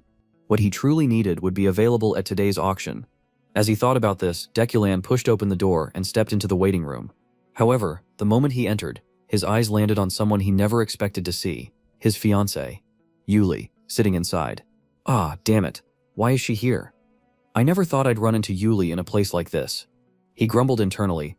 At the same time, Yuli also noticed his presence. Her brows furrowed slightly as she walked toward him, her expression far from pleasant. I hope you've been well. I heard that you referred 2 young mages to the disciplinary council. Hearing this, Declan remained composed, his face an unreadable mask of indifference. That's old news. Is there a problem? Are you here to blame me for it? Yuli fell silent for a few seconds before speaking again. They were just newcomers. Do you intend to crush their dreams? One day, you'll regret this. Don't repeat the mistakes of the past. She paused, her gaze sharp. This is my final warning to you. On the opposite side, Declan secretly felt a wave of joy upon hearing those words. Her final advice, so these are Yuli's last words to me. Perhaps she intended to sever ties with him. Good, that's exactly how it should be. No matter how beautiful she is, I have no desire to get married. I haven't even experienced it in real life, so there's no reason to bind myself to it in this world. Moreover, Yuli was surrounded by too many deadly variables, including herself. If he wasn't careful, he might end up dying at his own wedding. But Yuli isn't the type to participate in auctions. Then, why is she here? Curious, Declan decided to ask outright, did you really come all the way to an auction just to say that to me? His skeptical tone made Yuli flinch. Then, like an agitated cat, she flared up and shouted, don't flatter yourself. There's no way I'd come here just to see you. I have something I need. I told you, I'm really here for the auction. Watching her flustered state, like a helplessly tangled up chicken, Declan instinctively raised a hand to calm her down. All right, relax. I heard you the first time. Yuli puffed out her cheeks in frustration, still visibly annoyed, before turning on her heels and walking away with determination. Declan watched her retreating figure and let out a small, amused smile. She's actually kind of cute. This is the first time I've seen her like this. Then, suddenly, he froze. Wait, what was that feeling just now? I was just thinking about how dangerous it is to be around her. Could it be that I'm being influenced by Declan's emotions? He had always been cautious not to let his personality merge with Declan's. Something's not right. My heart, it suddenly sped up when I looked at her. No, I'm just overthinking it. He stroked his chin, trying to rationalize his reaction. At that moment, an announcement echoed throughout the hall. Attention, esteemed guests of Shotzi Jewel. The auction is about to begin. Scene transition auction hall. Time passed quickly. And now, inside the grand hall, a large table stood at the center of the stage, draped with a cloth concealing an item beneath it. The auctioneer glanced at his assistant, who nodded and pulled away the covering, revealing the first auction piece, a porcelain vase. With enthusiasm, the auctioneer began his sales pitch, presenting our first item, an exquisite Eastern vase. Behold its elegant curves. This masterpiece was crafted by a renowned Eastern artisan. Switching back to Deculin's perspective, he began to see intense golden auras radiating from the vase. The brilliance was so overwhelming that it nearly blinded him. This is the same light I saw when I checked Uli's documents. It's growing even stronger, if that's the case. Meanwhile, the auctioneer continued calling out the bids. Bidder 993 offers 700,000. Bidder 1038 offers 750,000. Bidder 1413 offers 1,500,000. Bidder 777 offers 2,500,000. Congratulations to bidder 77 on securing the item. From Deculin's viewpoint, his innate sense as a financial magnate allowed him to immediately gauge the true value of the auctioned items. He had no qualms about spending lavishly to acquire them. The vase never lost its radiant glow even as the price skyrocketed, meaning its actual worth was still far beyond the current bids. With a hefty sum sitting in his account, making further investments wouldn't be a bad idea. His current balance, 258,000, 238,039. Alan. With that, Deculin began sweeping up a series of auction items into his collection. The Ring of Rolerion sold to bidder 777 for 3 million. Lushu's scissors sold for 2.1 million to bidder 777. The Necklace of Speech was secured for 4.3 million by bidder 777. This time, Bidchum 777 claimed yet another item for 5.5 million. Around the room, other attendees couldn't help but turn their attention to the person recklessly throwing around massive sums of money. Wow. Bidder 777 is buying everything. Isn't that Professor Deculin? Elsewhere in the hall, the knight Yuli observed Deculin's extravagant spending and let out a sigh, mocking him in her mind. That pathetic man, he just has to attract attention no matter where he goes. He's nothing like me. Unbelievable. How could someone waste so much money for a fleeting moment of vanity? I don't get why he doesn't know the meaning of modesty. But whatever, that's his problem. All I need to focus on is winning the Winter Flame. Yuli reminded herself of her goal and quickly refocused on the auction. The auction was now reaching its final moments. The last item of the evening was about to be revealed, a treasure so rare that many sought it. Yet few had ever laid eyes on it. It was a mineral that had been used throughout history to forge countless legendary swords. A natural miracle, the Winter Flame. Snowstone, as the auctioneer's voice echoed through the hall. The velvet cloth covering the item was pulled aside. Before the audience stood a shimmering azure blue mineral, glowing with an ethereal radiance. Upon seeing it, both Deculin and Yuli widened their eyes in shock. This was the very reason they had come here tonight. One of the 10 rarest metals in the world, snowstone was commonly used for forging swords and other weapons. Just as its name suggested, it was a paradoxical blend of ice and fire, making it an unparalleled crafting material. Only legendary tier materials like Dragonbone could surpass it in weapon making. Snowstone is the best material I could possibly obtain. I must have it. This is exactly what I need. Bug Deculin and Yuli shared the same silent determination, but they weren't the only ones. The room was filled with bidders eager to get their hands on this ultra-rare artifact. The numbers started rising at an astonishing pace. 10 million, 13 million, 20 million, 25 million. Bidbear 1089 offers 30 million. Is there anyone else?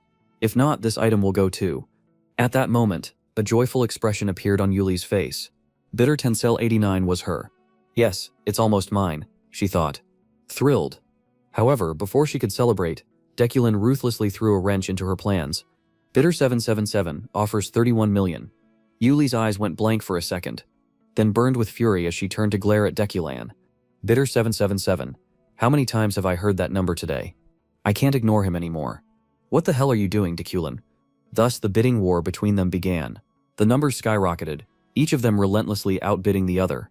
Meanwhile, the other bidders had already backed out, unwilling to challenge them any further. Among the onlookers, a man who had recognized Deculin's identity leaned over and whispered to him, "Are you planning to use the snowstone to forge a sword? Must be for your fiancée." Huh, if it's a gift, why not just let her buy it herself? You must really love her. The man's words made Deculin's gaze falter for a moment. His eyes drifted toward Yuli, standing ahead. Only now did he realize, wait, am I fighting against my fiancé? I'm actually competing against Yuli for this. It became clear, she wanted the snowstone just as much as he did. If he won, she would definitely hate him for it. But he needed it too. This was the first time in 3 years that snowstone had appeared on the market. Who knew when another opportunity like this would come again? Sure, this might put me in danger, but for my own sake, for my own items, I must win this bid. And so the outcome was already obvious. The snowstone now belonged to one person.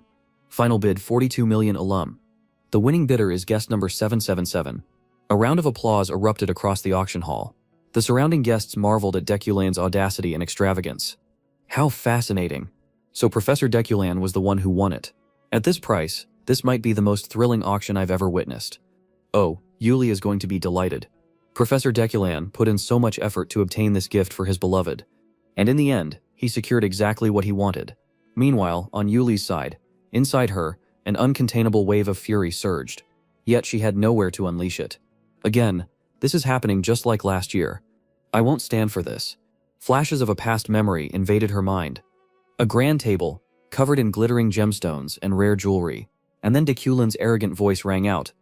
I can give you all of this. And if you desire more, I will buy more. I will do anything for you. That day their engagement ceremony was the worst day of her life. This will make you fall for me. Just look at how magnificent I am. That was what Deculan's wealth and display of grandeur screamed to her. But to Yuli, it was nothing but an insult. Do you even know what I truly wanted from you? That was why she walked away that day. Why she shattered her own engagement with her own hands. Yet it didn't end there. After that day, rumors spread like wildfire. She acted tough, but in the end, she still ended up in Deculan's hands. I heard she only got the knight captain position because of him. They say she begged him for it. Hearing those words in her mind, Yuli's fingers clenched into a trembling fist. She didn't even need to guess who had orchestrated those rumors to ruin her reputation. Does he think I won't get revenge? That man is someone I will never ever love, no matter what. Her hands shook with rage as her thoughts burned with determination. Then, just as Yuli stood up, ready to storm out of the auction hall in frustration, she suddenly noticed Deculan approaching her. And then his voice rang out, "Do you want the snowstone?" At his words, Yuli's anger flared even stronger. Her expression darkened. How much longer does Deculan plan to humiliate me? But before she could even question him, Deculan spoke again, and what he said caught her completely off guard. "I'm sorry. Right now, please forgive me." Then, without another word, he turned and walked away, leaving Yuli frozen in place. She wasn't sure if she had misheard him or not. What, did he just apologize? Because he won the snowstone? The Deculan, I know, would never apologize. With those unanswered questions swirling in her mind, Yuli slowly made her way out of the auction hall, and the moment she stepped outside, a voice called out to her. "Hey Yuli, get in the car." The voice belonged to a stunningly beautiful woman. She was the eldest daughter of the Freydin family, and Yuli's older sister. That evening, time passed quickly, and soon, the night had fallen. By now Deculan's luxurious car had already escorted him back to his estate. Sitting inside the vehicle, he still couldn't shake off the thoughts of Yuli, so she planned to forge a weapon for herself using the snowstone, and yet I outbid her. That must have pissed her off. As the car pulled up to his mansion, Deculan stepped out, and as he crossed the threshold, he thought to himself, I'm honestly surprised.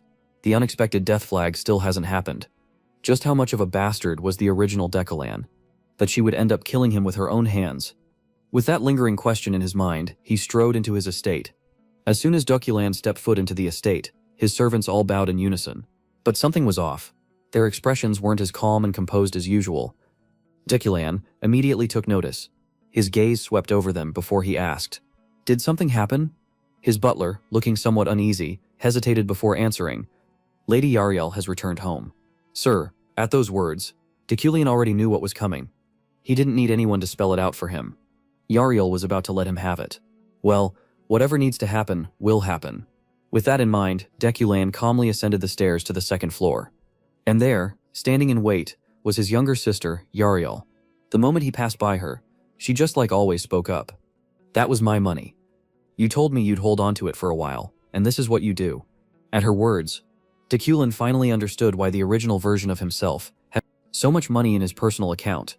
And at the same time, he felt a pang of guilt. I never even considered that she had this much saved up. Was I always this thoughtless? Still, he tried to reassure her. "Don't worry, I only purchase things that will generate profit." But Yahello's response was a piercing scream that shook the entire estate. "You treat me like a damn trash can.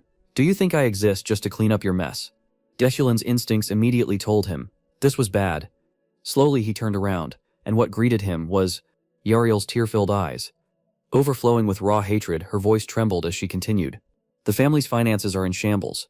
Our workers and I have been working tirelessly to keep this house afloat, and yet you throw away our money like some degenerate gambler. Just how much of a bastard can you be?" From Deculan's perspective, he could now see it. A black-red aura was rising from Yahello's body, sending chills down his spine. This was it, the sign that his fated death was approaching. His expression darkened. Damn it, has my villainous fate been triggered? His sharp gaze quickly analyzed the aura swirling around Yahello. There was a golden hue within the red. Prosperity Magnet had also been activated. The meaning behind it was simple. If he failed this moment, he was finished. But if he succeeded, he'd gain an enormous fortune. Alright, I know what I have to do. In an effort to preserve his oh-so-fragile life, Deculin lowered his voice and attempted to reason with her. Don't worry. Yahello, shut up. Yahello cut him off immediately, screaming at the top of her lungs. Do I look like I'm worried? I worked my ass off just for you to throw it all away. Do you think I wanted this? Do you even realize that I dropped out of college and never even got the chance to have a love life because of you? You didn't have to do that. Deculin's calm response only made her even more furious. Her fists clenched so tightly. They trembled. She looked like she was about to beat him to death. What the hell are you even saying? The only thing you're good at is burning money. Ever since our parents died, you've done nothing but waste everything they left us. Now you've blown 150 million ELN in a single day. You goddamn. I'll give you the position of head of the family. Yahello's words stopped mid-sentence. Her entire body froze. Her mind, which had been raging in fury just seconds ago, completely blanked out. What did you just say? Deculin, with a casual expression, simply repeated himself. I said, I'll give you the position of head of the family. Yahello's entire face turned red. Then, all of a sudden, she let out a high-pitched scream. A girlish, flustered kind of scream. Nonsense. This is complete nonsense. Deculin, watching her reaction, narrowed his gaze in evaluation. That is not the way a noble woman speaks. Especially not a head of the family. I won't fall for your tricks. Yahello snapped, turning her head sharply to the side, refusing to look at him. Deculin stated that he wasn't lying, and if necessary, he could swear an oath. Yahello jerked back in shock. What? An oath? You mean a mage's oath? Do you realize you'll die if you break it? Are you serious? Yes, Deculin answered, his tone calm and unwavering. From Yahello's perspective, she couldn't understand it at all. Did he eat something expired today? Maybe he hit his head somewhere. But still, it made no sense. Why? Why are you suddenly saying this? Did you suffer brain damage or something? You don't have to believe me. Deculin's voice remained indifferent. Hearing that, even though she was still utterly baffled, Yahello decided to accept it for now. But before she left, she shot him a sharp warning. If you go back on your word, I'll kill you on the spot. Deculin raised a brow and asked, Are you still planning to leave the house? Of course I am. Someone spent our entire family fortune, so I had to do something about it. After declaring that, Yahello left, surprisingly in a good mood. In Deculin, thanks to his quick thinking, he had once again dodged a variable death and even earned 2 store coins. As soon as Yahello was out of sight, Deculin let out a long breath. Phew, that storm has finally passed. Luckily, I made it out alive. He crossed his arms and mused, handing over the position to her isn't a bad idea. If I keep making these changes, maybe I really can avoid my death. But just as that thought crossed his mind, a familiar voice suddenly called out from the window. Have you really changed? The unexpected voice made Deculin flinch. His sharp gaze snapped toward the direction of the sound. And there, standing at the window, was none other than the adventurer Ganesha, an uninvited guest. Deculin muttered coldly. Meanwhile, Ganesha casually swung herself into the room and explained, Sorry, I was just passing by and thought I'd drop in. I was pretty surprised to see you acting this way. Hearing that, Deculin simply crossed his arms and sighed. What's so surprising? She's simply better at handling things than I am. Ganesha, however, gave a response that shook him to his core. That might be true, but Gariel von Granhan Uklina does not carry the bloodline of the Uklina family. Deculin's normally calm expression froze. He slowly turned to face her, his mind reeling. What the hell is she talking about? I don't remember anything like this in the game. Deculin's mind raced. He quickly sifted through everything he knew about Yahello. Yahello was always said to be my half-sister. I knew she wasn't my full-blooded sibling, but to say she has absolutely no blood connection to the Uklina family. I never knew about that. Before he could fully process it, Ganesha pressed on. Are you really okay with this? You're the one who asked us to investigate.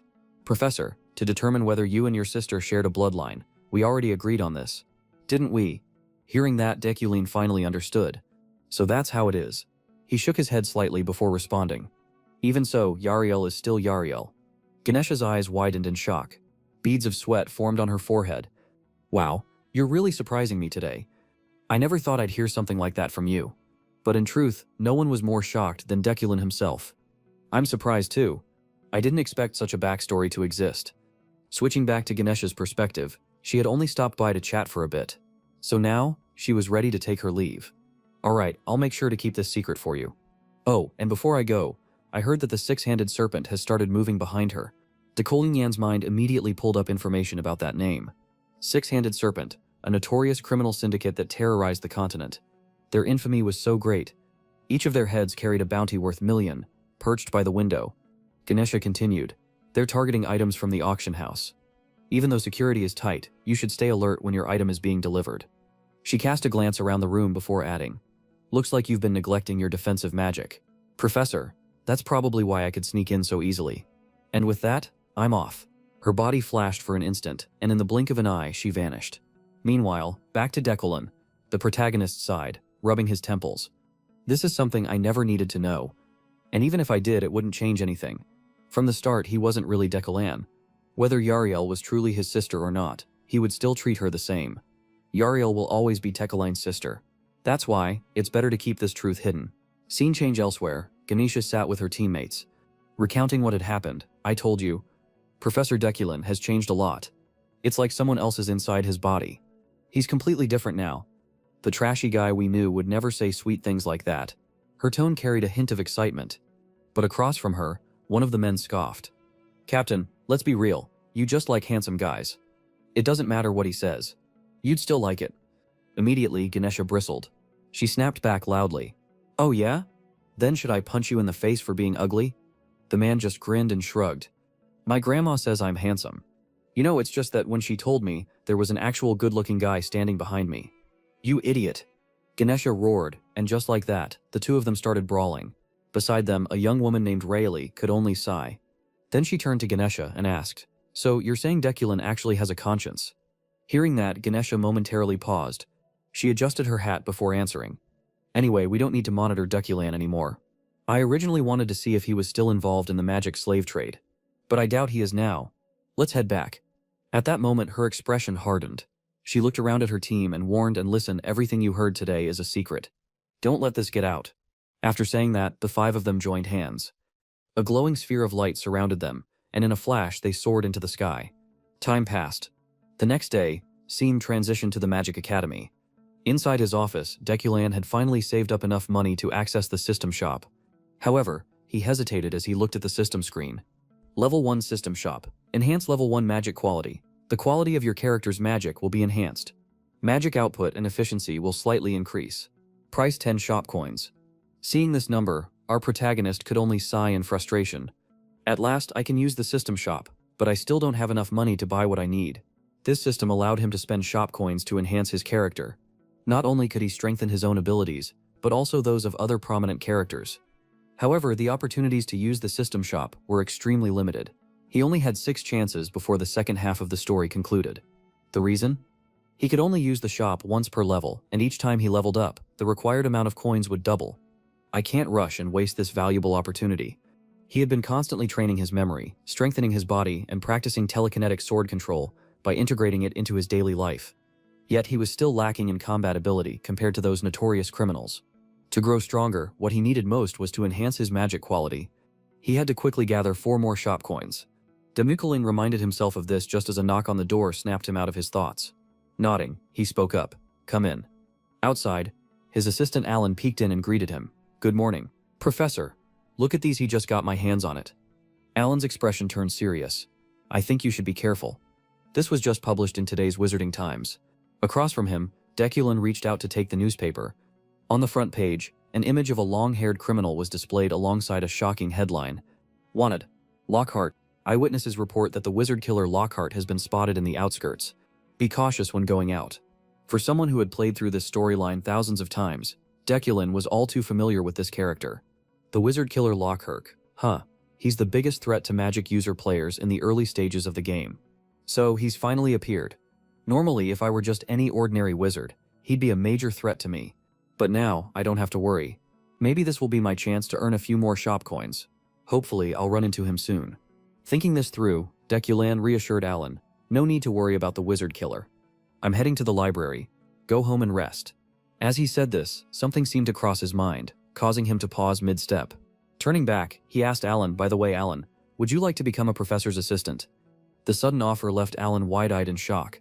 He practically shouted, "You want me to be a professor's assistant? But you always say I'm incompetent." "I'm asking because I see you're serious now." Deculine replied with a shrug. Of course, he wasn't just saying this on a whim. He had been reminded earlier that it was about time he chose a professor's assistant after all. Every professor had one. The only exception was Deculine himself. He had been a senior professor for a few years now, yet he was still without an assistant. Alan hesitated as if trying to explain something, but Deculine cut him off before he could say another word. "Enough. Just take this." With that, Deculine pulled out a bracelet engraved with the Uklina family emblem. "Keep working hard," he added. Alan stared at the bracelet in shock, but at this moment he wasn't foolish enough to refuse. He quickly took it and bowed deeply in gratitude. "Thank you so much, Professor." A bracelet engraved with the Uklina emblem. Alan muttered to himself, gazing at it with eyes that glistened with emotion, seeing Alan on the verge of tears from happiness. Deculine had his own thoughts. Alan is truly exceptional at managing documents and running errands. He's incredibly useful. I can't let him slip away. All those who grew sick of Deculine's cruelty have long since left, unable to endure it, but Alan has continued doing all this work alone. Who knows when he might leave, too. With this in mind, Deculine handed him some money, a small token of employee benefits, and instructed, "Take the rest of the day off. Use this to buy yourself dinner." From Alan's perspective, receiving money out of nowhere made him hesitate. "Professor, this is too much," he murmured nervously. Ignoring Alan's words, Deculine quickly made his way to the library, leaving his assistant staring blankly at his retreating figure. Scene transition. Staff library. As Deculine walked, his thoughts remained occupied. "The reason I'm here is because of Luna's documents." The papers he found in the laboratory contained research on pure elements. However, they were riddled with errors and flaws, something he needed to correct. If he could find any useful books related to elemental manipulation, even better. With this in mind, his pace quickened. However, just as he passed by a bookshelf, his gaze was drawn to a small figure. "Why are you in the staff library?" Freshman Sylvia. On the opposite side, Sylvia met Deculine's gaze and froze in place, completely dumbfounded. To talk about this, we had to rewind to 10 minutes earlier. At that time, Sylvia had gone to the library's staff desk to request access. The librarian then contacted a certain professor for approval. "Yes, Professor. Sylvia is looking for study materials, but this is an exclusive reading room for higher-level members." In response, the chubby professor, Retland, smiled warmly and agreed. "It's fine. There's no need to restrict the heir of the Aldol family and this year's top freshman. Let her freely use it for her studies." Seeing this, the librarian no longer objected and turned to Sylvia with a nod. The professor said, "It's fine. Sylvia, feel free to search for what you need." With that, Sylvia began wandering the library, looking for the books she needed. Sylvia had a strong interest in literature and languages. She had come to this exclusive library in search of books that met her criteria. The novel she was after was ethanol. But with the disappearance of the fairies, its value had skyrocketed, making ethanol incredibly rare. That was why she had come to this place. A library she wouldn't normally visit. Of course, she never expected to run into Deculine here. Deculine. Why is he here? She had heard that he never set foot in the library. Feeling confused, Sylvia quickly explained, "I came here to find study materials. Professor Retland already granted me permission." In front of her, Deculine remained stern. "So that means that Professor ignored the Academy's rules, and the librarian disregarded them as well to let you in? If that's the case, they both deserve disciplinary action." His words left Sylvia speechless, unable to find a response. Then, before she could say anything further, Deculine used his telekinesis to snatch the book from her hands. "Let's see," he mused while inspecting it. "This is ethanol? You broke the rules just to get your hands on a romantic novel written in ethanol." His tone carried a hint of amusement, making Sylvia's face flush slightly. She quickly protested. How can you even read ethanol's language?" "Wait, that's not the point. I just like literature and languages. That's all." Then, for some reason, Deculine tossed the book back to Sylvia and instructed, "I'll let it slide this time. However, if you come here again without proper authorization, I'll have to discipline you. So, if your goal isn't to flaunt your family's influence, just have someone else borrow the book for you." With that, Deculine immediately turned and left, leaving Sylvia standing there in a daze. She clutched the book to her chest and thought to herself, was that supposed to be an insult? I just wanted to learn about fairies through the novel Ethanol. But how can Professor Deculine even read Ethanol? The Ethanol language lacked consistency, making it difficult to read. The more she thought about it, the more this genius girl found it puzzling. Scene transitions to a pine forest. At this moment, an outdoor lesson was being conducted for the freshmen. Some students were chasing small creatures, while others were gathering herbs. To ensure the safety of this lesson, 3 professors, including Deculin, were supervising the session. Off to the side, the chubby Professor Retlin wiped the sweat from his drenched face and remarked, "This is their first field training, yet they seem so calm. I thought they'd be afraid of Black Mountain. We have to wrap things up before nightfall, but I'm still proud of them." Deculin, meanwhile, observed the area and thought to himself, "Black Mountain, it's far from the academy. It holds great significance and strict security measures for the Magic Tower. Its forest serves as a training ground for students while also being a rich source of magical materials. Because of that, the risk of attacks from monsters and poisonous creatures is high. That's why the Magic Tower has reinforced its protective barriers and ensures constant patrols by professors on duty." Back with Retlon, as if remembering something, he scratched his head and turned to Deculin. "Oh right, Professor Deckling. The professor assigned to this week's patrol duty hasn't been decided yet. We need to appoint someone. Who do you think would be suitable?" Without hesitation, Deculin volunteered, "I'll take care of it." Hearing those words, the chubby Professor Rutland's eyes briefly flickered with surprise. But he quickly nodded in agreement and didn't forget to throw in a compliment. As expected of a professor, the way you take the lead is exactly what a model professor should be like in this academy. Deculin, however, remained cold-faced in response to such meaningless flattery. Naturally, he wasn't the kind of fool who would take on heavy responsibilities without a reason. "I'm not doing this out of some noble sense of duty." As he thought that, Deculin glanced at the mission screen that had just appeared before him. Side quest: The Darkness of the Magic Tower. Reward: +1 shop coin. Additional title bonus. At that moment, Deculin felt an inexplicable pull in his mind. Something was drawing him toward it. "So that's why I received this side quest. Something is about to happen on this mountain. At night, this game might just turn into a horror genre." Furrowing his brows, Deculin pondered over it, while the other 2 professors began gathering the students. "All right, everyone, start packing up. Goodbye." "Professor," one of the students called out. "All right, see you all later." They nodded in response as the field training came to an end. 9 hours later, at a cafe near the Magic Tower. At this moment, the young mage Epherin, after receiving her funding, had decided to treat her friends to a round of ice cream sundaes. Looking at the dazzlingly plated desserts in front of them, her friends gasped in awe. "Wow, they look amazing, too beautiful to eat, and they look so delicious too. You really bought these for us, Epherin?" Epherin responded with a bright grin. "Of course, go ahead and eat up. I've got 100,000 gold now," she murmured that last part to herself. While her friends, hearing her words, didn't hold back any longer, as they enjoyed their treats. Her close friend Redlon spoke up. "I've already submitted the club formation plan. It should be approved soon. This is our first gathering." Hearing that, the blue-haired boy sitting across from them looked a bit worried as he brought up the club formation. "I just hope people won't hesitate too much. Not many have signed up." "Don't worry. As long as we run the club well, more people will join," Julia responded confidently. "By the way, I heard there was a training session at Black Mountain today." Ephronal, still staring at her ice cream sundae with sparkling eyes, replied, "Yeah, there were 50 volunteers, even though a lot of accidents happened there." Just as she finished speaking, a loud noise suddenly echoed, making the entire group jump in surprise. "Did you hear that? You too? Where did it come from? We need to check it out." Without hesitation, the group hurriedly ran toward the source of the sound. In the distance, a desperate voice rang out. "Help me!" The moment Epherin heard it, she panicked and increased her speed. But at the same time, Julia seemed to sense something strange and quickly tried to stop her. "Something's wrong, Epherin. Stop." She reached forward as if to grab Epherin's arm. However, it was already too late. Epherin's perspective: when she heard Julia's voice, she turned around and asked, "What did you just say, Julia?" But the moment she spoke, she realized something bizarre. She was no longer on the street. Instead, she found herself in an unfamiliar forest. "Where is this? I was just in town."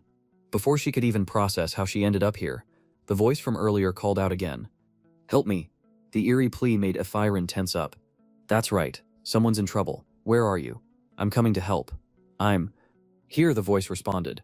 Without hesitation, Ephirin rushed toward the sound. In front of her stood a young woman with long hair covering her face. "Are you okay?" Ephirin asked with concern, but at that moment, blood suddenly spurted from the girl's body, and her agonized screams echoed throughout the forest. Ephirin immediately went on high alert, gathering mana into her fist. What the hell? Is someone attacking her? But before she could even react further, a cold figure appeared in her vision, Duculan. Floating around him were razor-sharp shards of steel wood. Ephirin's eyes widened in shock, and she immediately assumed the worst. "Professor, did you just attack that woman?" How could you hurt a civilian like that? As a response, Deculin kept his eyes locked on the mysterious woman before speaking in an icy tone.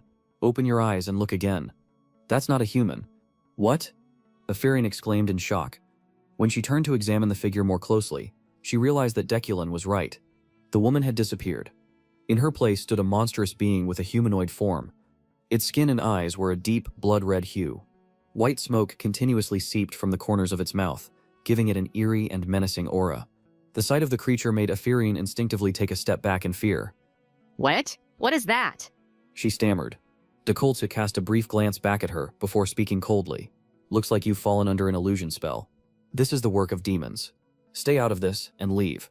Without waiting for her response, Deculin used his telekinetic power to forcibly throw Ephirion away from the battlefield. Once she was out of sight, he turned back to the demon and muttered under his breath. Now it's time for the hunt. The red-skinned demon roared in fury, enraged at losing its prey.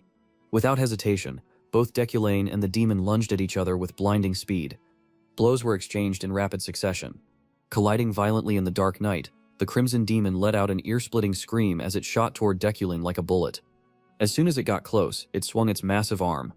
Its razor-sharp claws aimed straight for Deculin's chest, but Deculin swiftly manipulated his steelwood shards, forming a barrier between himself and the attack. The claws scraped against the steelwood, sending sparks flying as Deculin took a calculated step back to maintain distance and analyze the situation.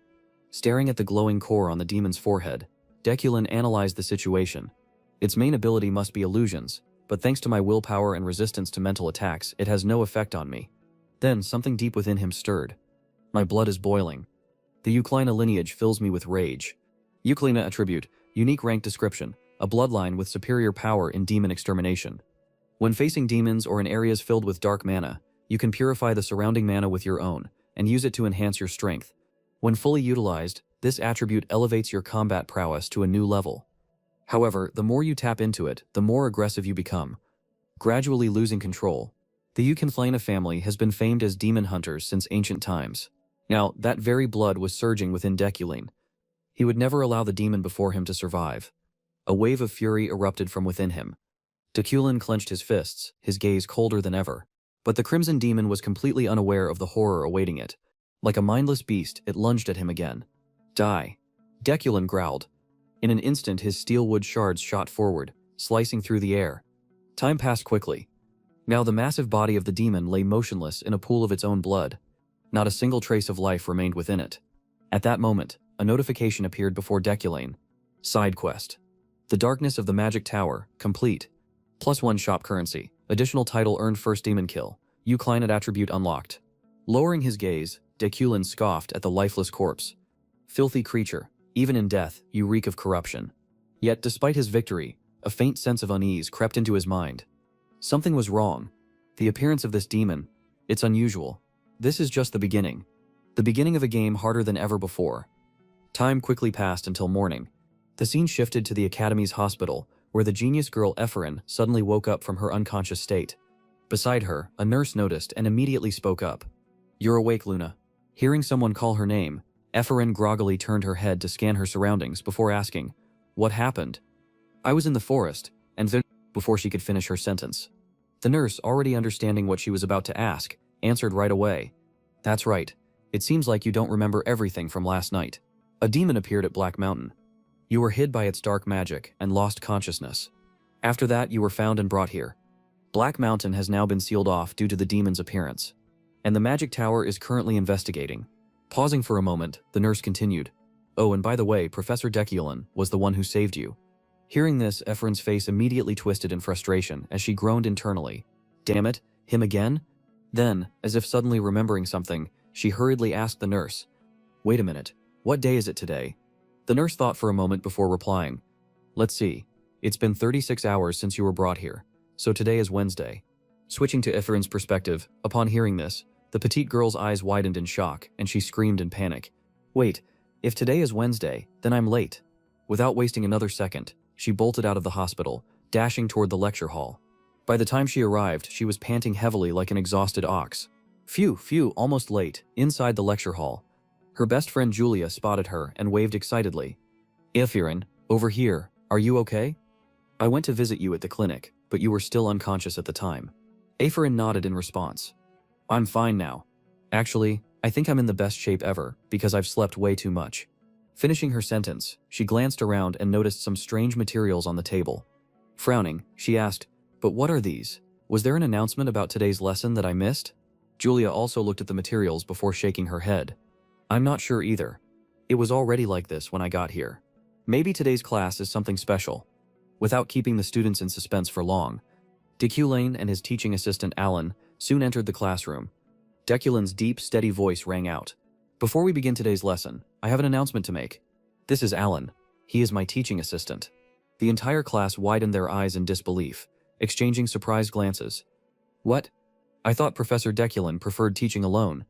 "Yeah, I heard he's never had a teaching assistant before. But to become an assistant, someone has to be personally evaluated and recommended by a professor. There's no way Professor Deculane would let that happen, right?"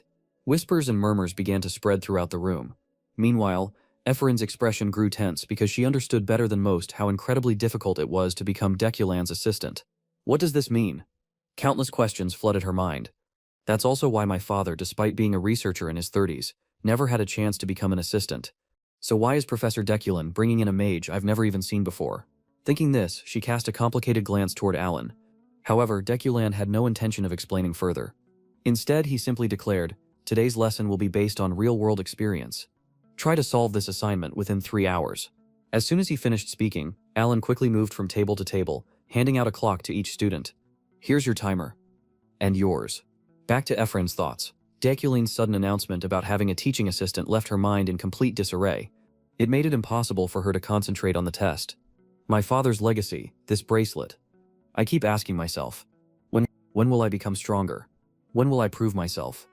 Unconsciously, she looked down at her wrist, a habit she had maintained for a long time. To Professor Deculane, who is my father, why didn't he give my father a chance? And why is he suddenly doing these good deeds now? Ephraim shook her head, trying to clear her thoughts. "No, I can't lose focus. I have to finish this assignment. I need to come up with a spell quickly." But her mind remained cluttered with too many thoughts. Just then, the clear voice of the genius Sylvia suddenly rang out, capturing the entire class's attention. 25 minutes and 50 seconds. "I'm done." Hearing this, everyone simultaneously turned their gaze to Sylvia, their eyes filled with astonishment. Before her, flowers began to bloom, radiating a dazzling glow that made them appear truly magnificent. "What? It hasn't even been 30 minutes. Of course that's Sylvia for you." Turning toward Deculane, the professor stared intently at Sylvia, causing the small girl to break out in a nervous sweat under the pressure. But then Deculane simply nodded. "Perfect, you may leave." Upon hearing this, Sylvia's eyes immediately sparkled with joy. She instinctively glanced at Ephraim beside her and noticed that the girl was still fumbling with the materials. Sylvia let out a quiet sigh of relief. Ephraim noticed it too. She clenched her teeth in frustration and swore to herself, "Damn it, I had to finish this too." As time passed, the other students gradually completed their assignments. Deculane's voice continued to echo through the classroom. "Julia, you may go. Lahine, you may go as well. You may leave. You're dismissed. Yin, you're free to go." One by one, the students exited the classroom. Meanwhile, Ephraim was still stuck, unable to finish her task. Whether it was the lingering pressure from Deculane or her own shortcomings, she remained in the classroom long after everyone else had left. By now the sky had turned dark, and still, she had accomplished nothing.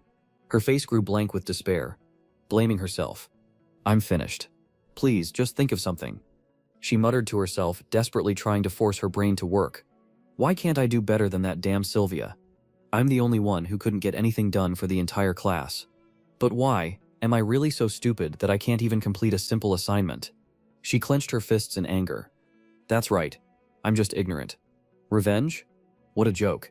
I haven't even studied properly. How could I possibly compete with them?" The bitter realization made her grit her teeth in frustration. But sitting there sulking wasn't going to change anything. At last, Ephraim slowly stood up, ready to leave. However, at that exact moment, a cold voice sliced through the silence. 5 hours and 47 minutes. Just how much longer do you intend to make me wait?" Ephraim's eyes widened in shock. Deculane, he's still here? A wave of surprise surged through her. Deculane looked at her, his voice as cold as ever. "You struggled with an easy assignment and failed to complete it on time. Even when others finished before you, even when someone you despise was right in front of you, you must remain calm and composed at all times. With such a weak mindset, you will never reach my level. I'm disappointed in you, Ephraim. I expected better." With that, Duckelite turned on his heel and swiftly exited the room, leaving Ephraim standing there frozen. No one knew what was going through her mind at that moment. Time slowly passed. Ephraim sank back into her seat, replaying Deculin's words over and over in her head. Her hands clenched into trembling fists. She grit her teeth, then bit her lip, muttering through clenched jaws. So what? I can do it. Even if someone like you isn't disappointed in me, I'll still do it, no matter the cost. With a fierce shout, Ephraim gathered her magic, her determination igniting like a raging fire. She would finish this assignment, no matter what it took. Switching back to Deculin's perspective. In truth, he hadn't left at all. He was still standing right outside the classroom door, silently sensing the fluctuations of mana inside. Feeling the surge of energy, he let out a small sigh of relief. This should be fine. I've spent over 6 hours on Ephraim, but it was necessary. I need her to grow stronger in preparation for what's to come. With the demon's appearance on Black Mountain, Deculin knew that the main storyline was about to unfold. Once the era of darkness descended, those who stood on the side of righteousness would inevitably rise, and among them, there would be a much stronger Ephraim. Right now, she still lacked the mental fortitude and sensitivity of a true mage. But once she overcame this obstacle, she would improve at an incredible pace. Of course, that power would one day pose a threat to him, but he wouldn't let that happen. Fate was nothing more than an excuse for those unwilling to put in the effort. He believed only in himself. As Deculin contemplated this, he suddenly felt the mana inside the room settle. Then the door to the classroom burst open with force. Ephraim stormed out, her expression dark and filled with frustration. She didn't even notice that Deculin was standing right there. As he watched her march off, Deculin calmly stepped inside to inspect her results. And to his satisfaction, brilliant flowers had bloomed, radiating with dazzling brilliance. Seeing this, the corners of his otherwise cold expression curled into a subtle smile. 6 hours and 25 minutes. The assignment is complete. With that, he pulled out a sheet of paper with Ephraim's image printed on it and began writing something down. As he did, he murmured to himself, "She has displayed the inherent weaknesses of an academy student. And yet this result is worthy of contention for first place." At that exact moment, a system notification appeared. "Congratulations, you have completed the side quest, Your Own Path. Plus 1 store credit." After finishing everything, Deculin dragged his exhausted body out of the room. However, as he was making his way across the campus, a lively voice called out from ahead, "Oh, Professor Deculin, haha, long time no see." Hearing this, Deculin immediately turned his gaze toward the speaker. And in that instant his face tensed up and a cold sweat began to trickle down his back. It's Zeit. What the hell is he doing here? A flood of information rushed through Deculin's mind regarding the hulking man before him. Zeit von Bruggen-Frieden, current head of the Frieden family, and more importantly, Yuli's older brother. He was also the one who pushed for Deculin's engagement to Yuli. But above all else, his combat strength in the early stages of the game surpassed even Ganesha's. In terms of sheer power, he ranked third at this stage. A terrifying fighter, known for his overwhelming battle prowess.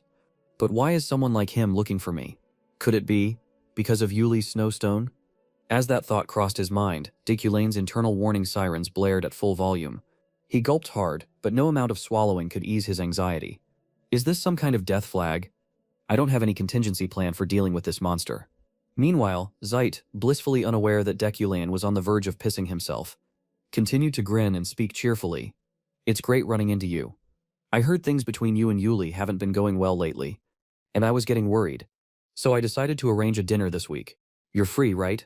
Upon hearing Zeit's upbeat tone, Deculin finally let out a subtle sigh of relief. Thank God, it looks like for now he's still friendly, just as he was about to say something. Though smack, a massive hand landed on his shoulder. Haha, I love that decisiveness. Zeit beamed, I've already prepared all your favorite dishes. So just come by, I've got everything handled, so don't worry about a thing. Then, with a firm pat that felt more like a command than an invitation, Zeit added, I'll be expecting you. Professor Deculin, see you soon. Watching Zeit's massive figure disappear into the distance, Deculin couldn't shake off the unease gnawing at him. He didn't even give me a chance to refuse. No, more like he made it impossible for me to refuse. Zeit always put his family above all else. Who knew what kind of consequences would follow if Deculin dared to break his plans? It looks like canceling isn't an option. Time quickly passed, and soon, the next day arrived. Scene change. Freydin Estate. At that moment, Yuli had just been informed about the upcoming dinner with Deculin, and unsurprisingly, she was not on board with the idea. I don't want to see him. Besides, I'm busy with cavalry training. I don't have time for this. Hearing his younger sister's defiant outburst, Zeit let out a small sigh, his face showing a hint of frustration. You're just mad about losing that snowstone, aren't you? Yuli immediately shot back. Mad? Oh please. As if Zayt pressed on. Why else would you want a rare ore that's only useful for forging weapons? If not for you. Then, before her thick-headed brother could finish his sentence, Yuli snapped. If he's planning to give me a sword, then I'll break off the engagement on the spot. She spat out the words, her expression livid. However, Zayt wasn't about to back down either. His patience had clearly reached its limit. Bulging veins as thick as worms surfaced across his neck and face, and his sheer presence began to radiate an oppressive aura. Then, in a dangerously low voice, he growled, Yuli, think carefully. I just told you the other day how stupid that would be. I specifically warned you, there is no place for personal emotions in politics. And as far as I know, there isn't a single man who's in love with you. Unless you've taken a liking to someone. Yuli clenched her teeth, snapping back. I don't, seeing the stubborn yet slightly resigned expression on her face. Zayt's demeanor softened just a bit. Do you care that much about Deculane's past? Uteli responded immediately. This has nothing to do with that. Then why? Zayt pressed further.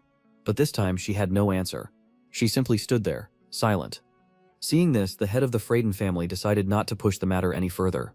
Instead, he turned to leave, throwing out one final remark. Just make sure you show up on time. If there's a problem, fix it. Ruli remained motionless.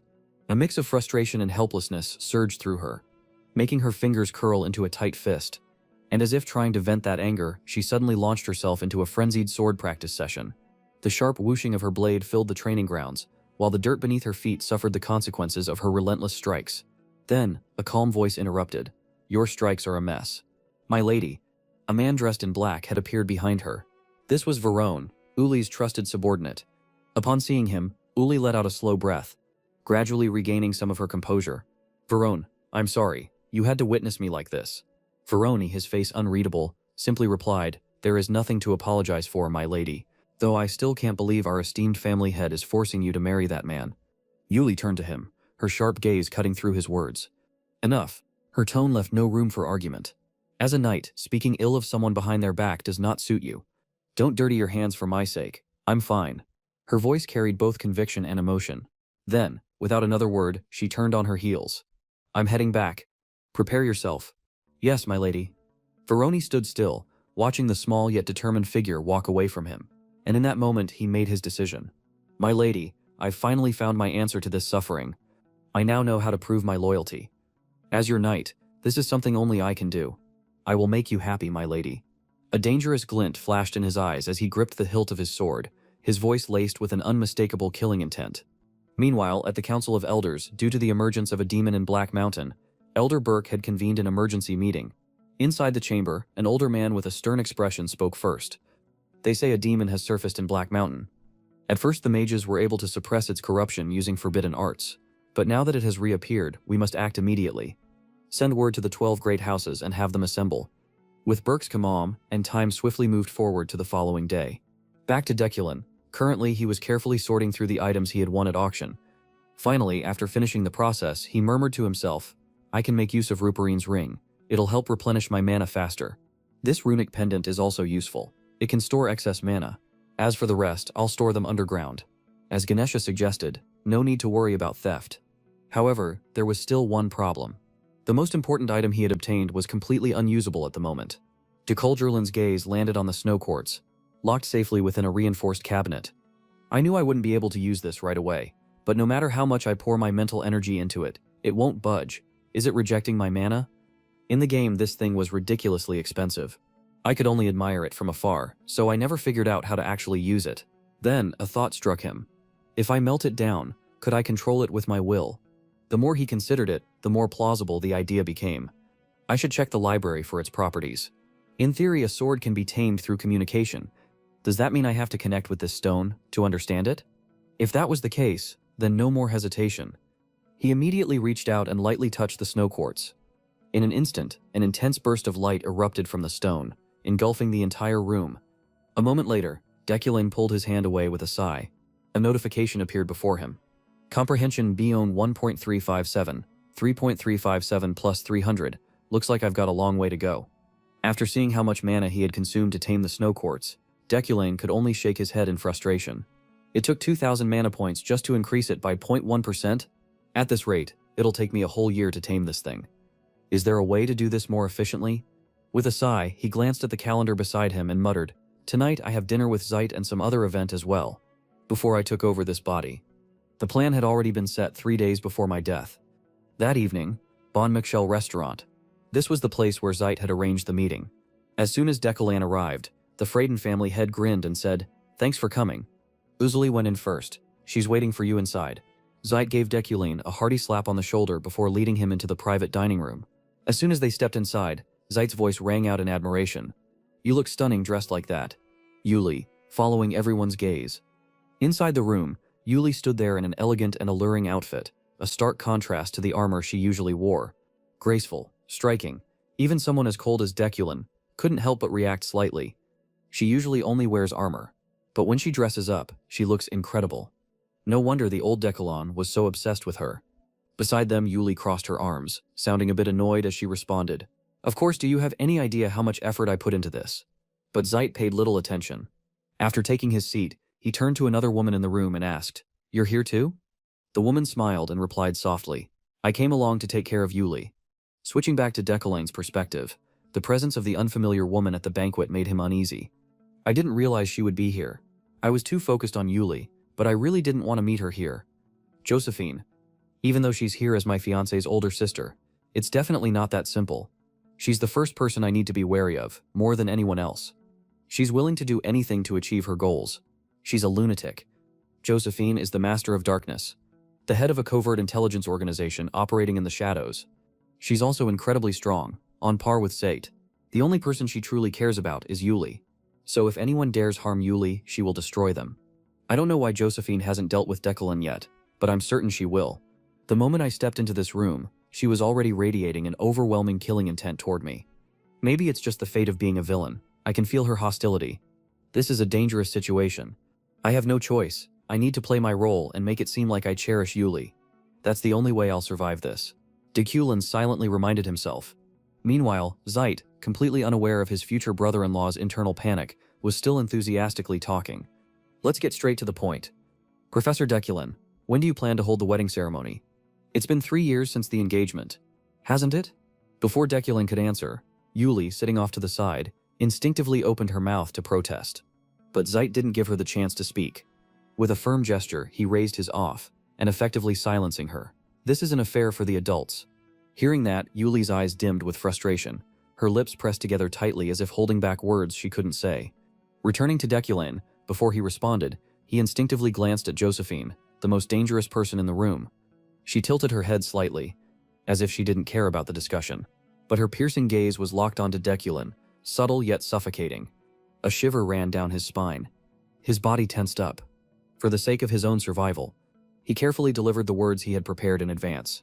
"I'll leave the decision to Yuli. If she doesn't trust in this marriage, I'm willing to walk away." His gentle and considerate tone had the opposite effect. Yuli's teeth gritted in fury.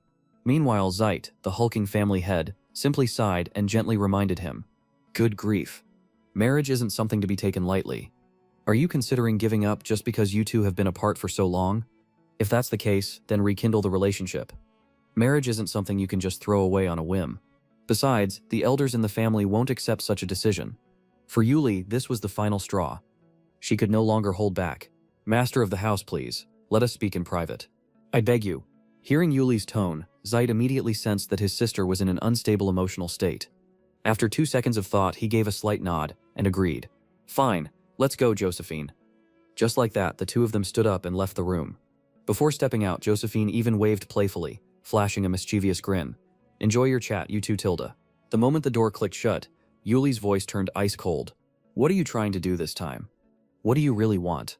She glared at Decolan, her eyes burning with pure resentment. At the same time, just outside the room, Josephine stood still in the hallway, silent, listening intently to the private conversation unfolding between the young couple behind the closed doors. Returning to Decolan, he didn't dare to respond to her question immediately. Instead, he stole a glance toward the door, his expression laced with unease. "She's listening." Josephine was still there. She acted like she had left, but that was just a ruse to conceal her eavesdropping device. There was no way she would actually walk away. But this was also an opportunity. Josephine didn't know that he had noticed her. Decolan truly loved Yuli. If he could convince Josephine of that fact, he could avoid his deadly fate. With that thought, he activated his top-tier acting skills, putting on a deeply emotional expression. Then he spoke, "Yuli, I'll tell you the truth. As you can see, I can't cancel this engagement at will." "No. Rather, neither of us can. Things have gone too far." Hearing this, Yuli clenched her fists tightly, her voice trembling with anger. "So, what disgusting method are you planning to use to torment me this time? Before we got engaged, you used your influence to force this marriage upon me. You promised to compensate the elders of my family. Do you remember what you said to convince me? You said, 'Fighting is dangerous.' Because of those words, you forced me to abandon my pursuit of the Empire's will. Then you offered me the captaincy of the Haid Kane Knights, an order under the Ukline family's jurisdiction. And when I refused, you spread all kinds of rumors about me. What the hell do you want from me?" As she spoke, tears streamed down her face. She stared at Decollane, waiting for his answer, but upon seeing her tearful face, Decollane fell silent. Inside, he thought to himself, "I know everything." The original Decollane had confused his obsessive desire to keep Yuli by his side with love. He had destroyed everything around her, leaving her with no choice but to stay. Decollane had committed unforgivable acts, and so, more than anyone else, he understood Yuli's resentment. With that realization, Decollane could only say one thing: "I won't do that again." "I don't believe you!" Yuli screamed. However, the main character's next words truly took her by surprise. "I know I pushed you too far. I'm aware that what I did was wrong, but I wasn't the only one. Your sister and brother have also gone too far. If that weren't the case, they'd have no reason to oppose the annulment of our engagement. Is it really just for the honor of your family? Besides, shouldn't you leave your family behind and pursue your dream of becoming a guardian? Guardians are knights who don't belong to any family, they only protect the emperor. Yuli, I am neither honest nor loyal. I am the complete opposite of your ideal. I'm not the right person for you. The only thing I can do for you is to maintain our engagement, but never marry you. I truly want you to be free, but given the tangled web of interests surrounding us, I can't make that happen. You can use my name to protect yourself for as long as you like, until you achieve your dream. I will wait, and I will uphold our engagement." On the opposite side, Yuli's anger had completely faded. Instead, she looked at him with doubt in her eyes. "What are you trying to do? Why are you saying all of this now?" To this, Decollane's tone remained unchanged. "I don't expect anything from saying this. However, if I could ask for one thing, I'd like to see your smile. Just once a month. That's all I wish for." His voice was tinged with sorrow. Hearing this, Yuli's face immediately flushed red, like a ripe tomato. Her voice turned shaky, unable to form words. Why would you suddenly ask for something like that?" Not just her. Even Josephine, who had been eavesdropping outside, was so shocked that her face turned red as well, causing Zeit, who stood beside her, to feel completely confused. Back to Decollane. He had just been lost in his own thoughts moments ago. To avoid a deadly fate, I said what she wanted to hear, but now, seeing Yuli's flustered reaction, she looked adorable. He had to admit, even Decollane's love for Yuli had become his own. Across from him, Yuli's face grew even redder. With a voice full of embarrassment, she yelled, "Are you trying to deceive me with such embarrassing words? I don't believe you anyway. I will never believe in your schemes." Seeing her reaction, Decollane couldn't hold back his laughter. But this only made Yuli even more embarrassed. "Why are you laughing? I already told you. I won't believe you." Outside the room, even Josephine had been completely convinced by Decollane's acting. She now felt at ease. Although she was a little flustered, she couldn't help but wonder, were his feelings real? If that's the case, should I watch for a little longer?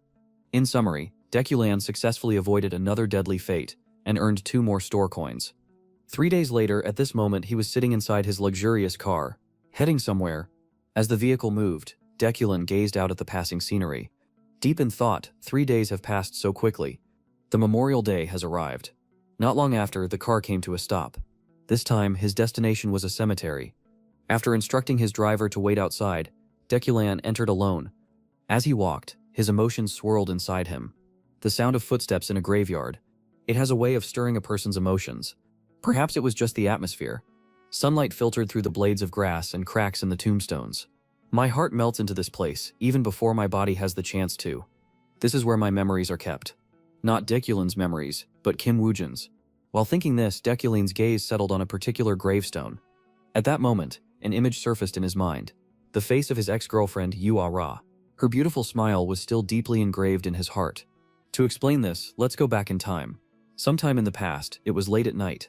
During a short break, his girlfriend suddenly brought up an idea. "I'm thinking of adding an Easter egg inside." It would be nice if we added something extra to Deculin's backstory. He's a mid-game boss, so I think this much is fine. I even got approval from the author. She excitedly shared her thoughts. But in response, Deculane only let out a bored sigh. He tossed his empty coffee cup into the trash, shook his head and complained, "That's just going to increase our workload. We've already been working all night. It's not like it directly affects sales. So, stop making more work for us, team leader." Hearing that, Asura crossed her arms and advised, "Why not? This is pretty important too. We had to put our hearts into the game." In response, the protagonist let out a tired sigh. "You're rambling again. Fine, just do whatever you want. You weren't really asking for my opinion anyway." From Afra's perspective, she glanced at her boyfriend with amusement and said, "I think it's a great idea. It won't be pointless. After all, Deculin had a late fiancé too." Back then, Ahra always spoke enthusiastically, brimming with exciting ideas. I never understood why she found those stories so amusing. I never knew what was so funny about them. What made her smile so brightly after she placed that Easter egg in? To recover Kim Woojin's memories. I had to find those clues. Did I tell her her idea was amazing? Or did I coldly dismiss it? He pondered. Dekralin's gaze fixated on the tombstone before him. Carved into the stone was the inscription, "You are Rav on Fergus Mahanich. Always grateful to you." Seeing this, Deculin froze. His thoughts spiraled. Why did she engrave my name on this tombstone? Deculin was created based on Kim Woojin. Why did Ahra use her own name? To name Deculin's late fiancé. And why did she thank me? Lost in thought, Deculin slowly reached out, his fingers grazing the cold stone. A deep wave of emotion surged through him. Before he knew it, tears welled up and fell. A single word. Yet it was enough to overwhelm his entire being with emotion. It was as if he could hear Ahra's whisper. Then memories flooded back, the way she endlessly praised his drawings. The way she draped her coat over him when he shivered from the cold. The way she held his hand and told him she loved him. The way she always lifted him up when he was exhausted. 7 years together, always by my side. The memories of her, the more he remembered, the harder his tears fell. However, there was one thing Deculin didn't know. Not far away, a strange man was watching him, his teeth grinding together in fury. He muttered under his breath, "I finally found you, you filthy wizard." Time passed quickly. By now the tear-streaked face of Deculin was gone, replaced by his usual cold, emotionless expression. Once he was finished, Deculin turned to leave the cemetery. As he walked, his thoughts drifted. Now that I've calmed down, it's as if I never cried at all. The way Deculin processes emotions is truly strange. Just then, the strange man from earlier suddenly stepped in front of him, blocking his path, looking at the figure standing in his way. Deculin murmured, "A familiar face? Lockhart, isn't it?" At that moment, his eyes focused on the long-haired man before him. The man held a sharp dagger in his grip, his entire body radiating a terrifying bloodlust. The kind that would make an ordinary person tremble in fear. He was none other than Lockhart, the Mage Slayer, the criminal who had been featured in the wanted posters and newspapers. Upon realizing Deculin recognized him, Lockhart's expression twisted with rage. Like a rabid dog about to bite. "You know about me," he growled. "Well, isn't that interesting? How dare a cocky, insignificant little wizard like you say that?" Deculin didn't bother responding to the provocation. Instead, his mind swiftly processed everything he knew about Lockhart. Lockhart, the Mage Slayer. He was a mid-tier antagonist, known for hunting down magic users. The reason he was considered a natural enemy to all wizards was because of his unique ability, magic nullification. In most games, magic nullification is already broken, but Lockhart's ability doesn't have a limit. Even physical forces are rendered useless against it. Just as Lockhart lunged forward, intending to draw some blood, Deculin instantly activated his telekinetic abilities. He launched a barrage of stone shards from the ground, sending them flying toward Lockhart like bullets. But just before they could strike, the stones suddenly froze midair, as if hitting an invisible barrier. Seeing this, Deculin's brows furrowed slightly. I knew this already, but it's still infuriating. Magic is completely useless within his range, as Deculin muttered to himself. Lockhart threw his head back and burst into laughter. "Haha, you fool of a wizard. Magic doesn't work on me." Lockhart swung his dagger, slashing straight at Deculin. However, Deculin swiftly leapt back, dodging with ease. Lockhart didn't stop. He lunged forward relentlessly, his arm moving like a machine, striking again and again. But with Deculin's sharp observational skills, he could easily predict the trajectory of each attack, effortlessly weaving through the strikes without breaking a sweat. Most wizards would tremble before Lockhart, overwhelmed by his magic nullifying ability. But Deculin was different. At that moment, Lockhart kicked off the ground, launching himself into the air. With his dagger aimed directly at Deculin, he roared, "Die." The only response he received was a devastating punch to the face. Crack.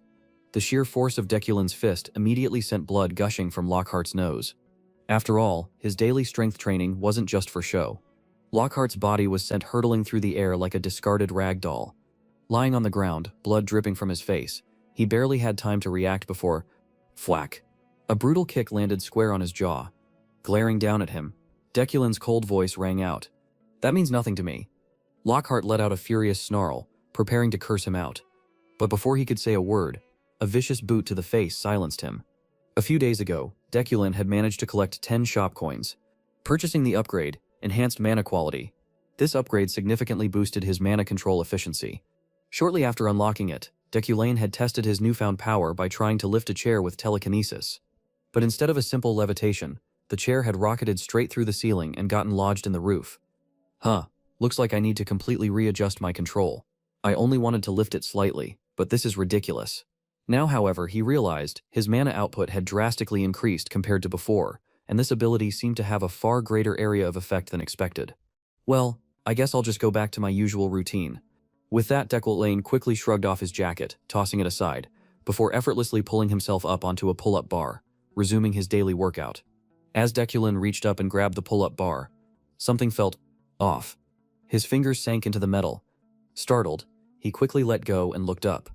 Right where his hands had been, deep imprints were left behind. What the hell? I thought this upgrade only slightly enhanced my abilities. But instead, it's dramatically increased my raw physical strength. Back to reality, Lowkirk lay sprawled out on the ground. Completely wrecked. Villain's fate, avoided certain death. Shop coins plans too. Deculin barely paid attention to the system notification. His cold gaze remained fixed on Lockhart, beaten down like a mangy dog. I knew Enhanced Mana Quality would also apply as an attribute. With Iron Body, I could already overpower him. But now, with this upgrade, it's easier than I expected. Lockhart's body trembled uncontrollably. Struggling to get up, he spat curses through gritted teeth. Damn it. I should have been the one to wipe out you wretched sorcerers. You heretical scum, traitors against Vism, against God. You arrogant Brekts, lunatics. All of you. Without magic, you're just another useless insect. Deculin, ever the dignified nobleman, remained unfazed by Lockhart's senseless ranting. Instead, he pondered, this man's ability, it's powerful enough to be considered a cheat. His hatred toward sorcerers, his expression, the way he speaks, a thought crossed Deculin's mind. He narrowed his eyes and asked, Lockhart, are you a descendant of the Crimson Tribe? Lockhart's expression froze. For the first time, his rage was replaced by shock. His wide, unblinking stare bore into Deculin, and after a long pause, he hesitantly muttered, How do you know that? The Crimson Tribe, a name born from bloodshed, their lineage traced back to ancient demons.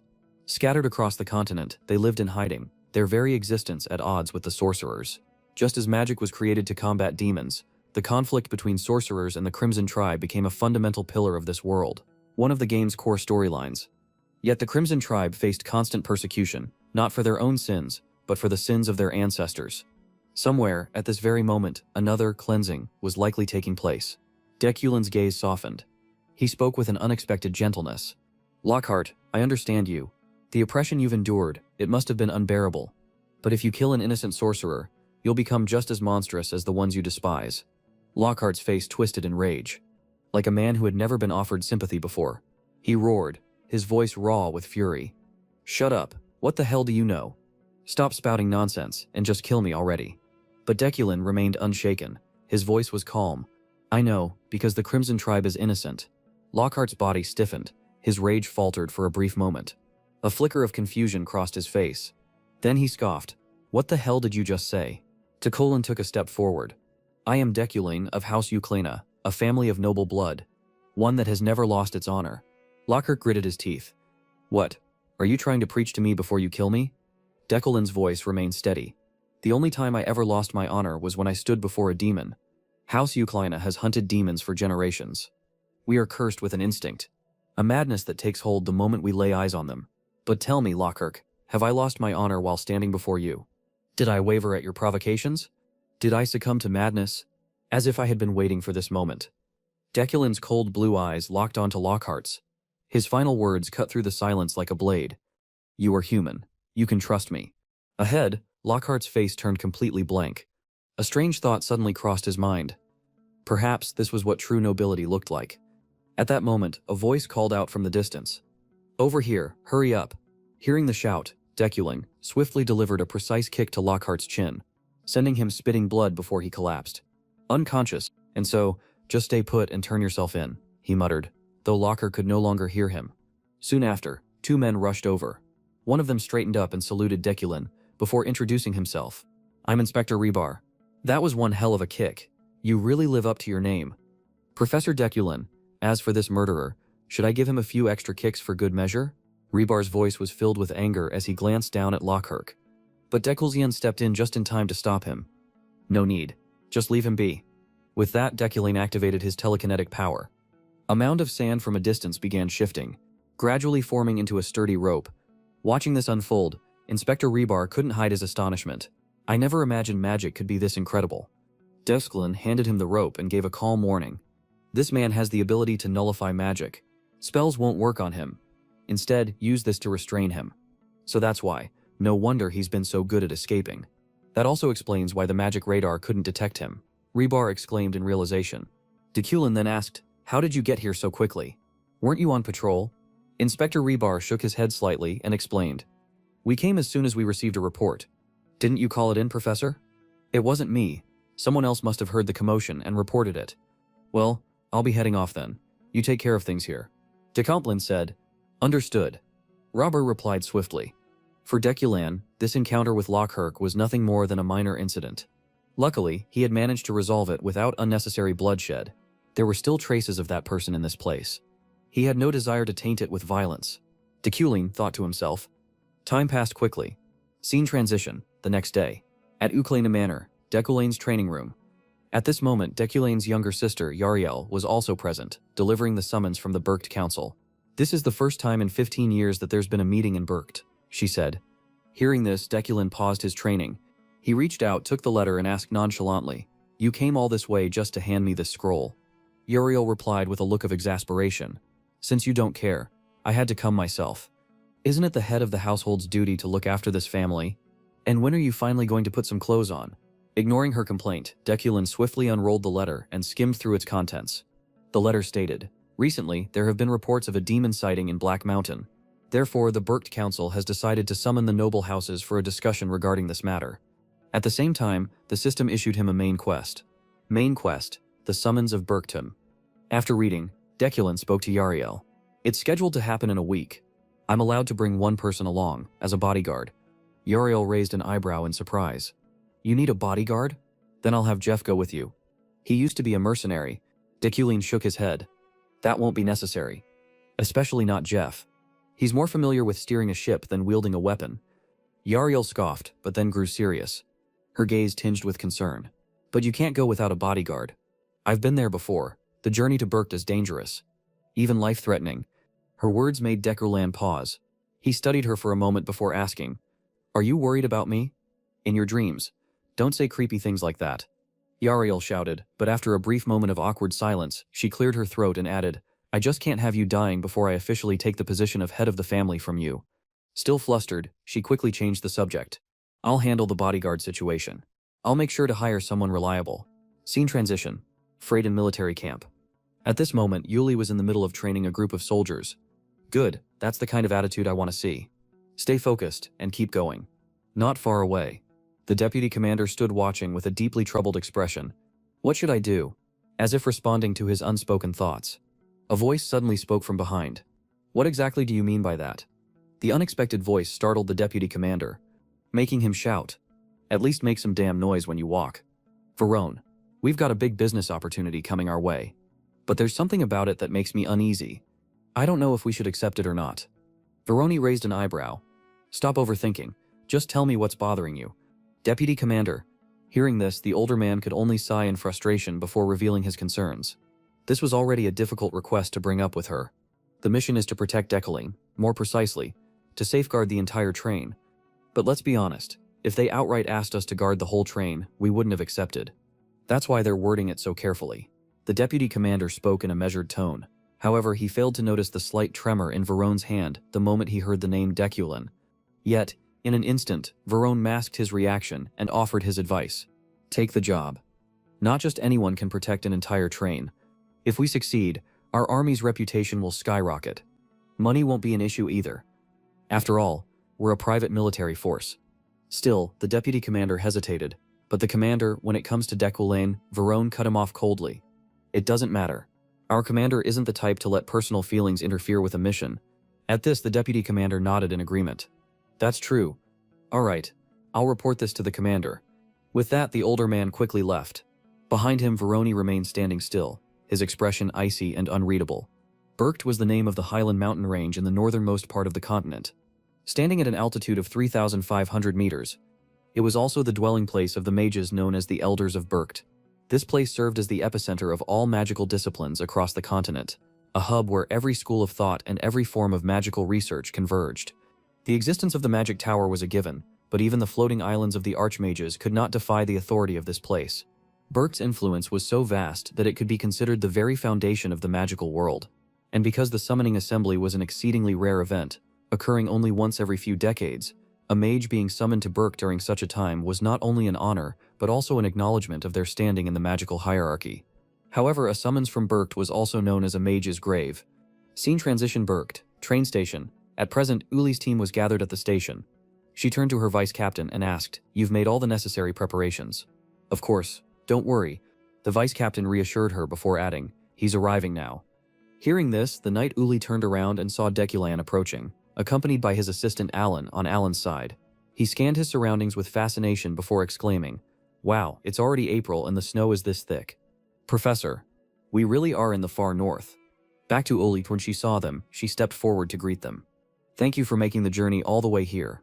From this transfer station onward, the Freighting Association will be responsible for guarding half of the train.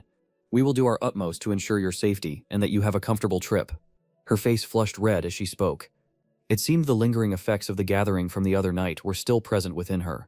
She couldn't stop recalling Deculain's words from that evening. "I hope to see your smile at least once a month." Yuli's entire body tensed up again. What should I do? Should I smile? If I do, how should I smile?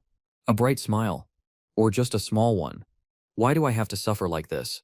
Meanwhile, behind her, the vice captain watched as Yuli trembled and silently wept inside. She despises him down to her very bones, yet she's still giving her all for him. "You truly deserve respect, Captain." Thinking this, the vice captain spoke up. "Captain, I'll handle." But before he could finish, Varone stepped forward, introducing himself. "My name is Varone. This time, I have been assigned as the escort. These two are only here to pay their respects after entrusting me with this responsibility." In response, the vice captain chuckled, patted Varone on the back a few times, and added, "This kid is truly talented, recognized by our entire association, so you don't need to worry." Professor. Decoulin's perspective. Hearing the vice captain praise Varone so openly, Decoulin subtly furrowed his brows. Observing the man, a talented individual, just to be sure, I should confirm it using keen vision. But I don't sense any special energy from him at all. Could I be overthinking this? Opposite him, Varone remained completely unaware that Decoulain was scrutinizing him. He continued speaking nonchalantly. "Most mages travel with escorts, so each train car has been assigned a guardian. I'll be in charge of the one you're in, Professor." Decoulin gave a slight nod. "Then I'll be counting on you." On the other side, having completed the formalities, Yuli prepared to take or leave. "All right, my job here is done. I wish you a safe journey." With that, she quickly turned around and walked away alongside the vice captain. However, as if suddenly remembering something, she abruptly stopped and turned back. Forcing a smile, one that was painfully stiff, her face flushed red. Across from her, Decoulain caught sight of this and let out a quiet chuckle. So she kept her word. He muttered softly to himself. Time passed quickly. A few hours later, inside the carriage, Decoulain took notice of his assistant. Alan, looking utterly exhausted, he offered a suggestion. "If you're tired, just sleep. We still have a few more hours before we arrive." Alan, already struggling to keep his eyes open, didn't refuse. "Yes, then I'll take a short nap." With that, he leaned back slightly against the seat, nodding off, while Decoulain remained deep in thought about the meeting summoned by Berktul. The summons from Berkt was also known as the Mage's Graveyard, for a very specific reason. While Berkt was regarded as the pillar of the magical world, it also carried a second, entirely opposite face. Unexpected events always unfolded whenever the Berkt Grand Assembly was held. One of the greatest dangers was the attacks on the trains. Making it through this event unscathed was no easy feat. One of the many reasons behind the original Deculan's death was an intelligence game, one that required predicting which train routes would be safe on the journey to Berkdamel. If one wanted to minimize risks, they could purchase information from underground organizations about which train was targeted for an attack. Had it been the original Deculan, he certainly would have done so. However, that was no longer an option. Ever since I took over Deculan's body, I've severed all ties with the underground forces. That's why, before coming here, I prepared several countermeasures to ensure my survival. For example, that was the very reason I used enlightenment to master the legendary Estran combat technique. Man, Alan really can sleep. Just moments ago, he was practically bouncing off the walls with excitement. Yet now he was out like a light. Thinking back to a few days ago, when Deculan had made his offer to his assistant, Alan, "Do you want to come to Berk with me? As my assistant, of course, this journey will be dangerous, so you're free to decline."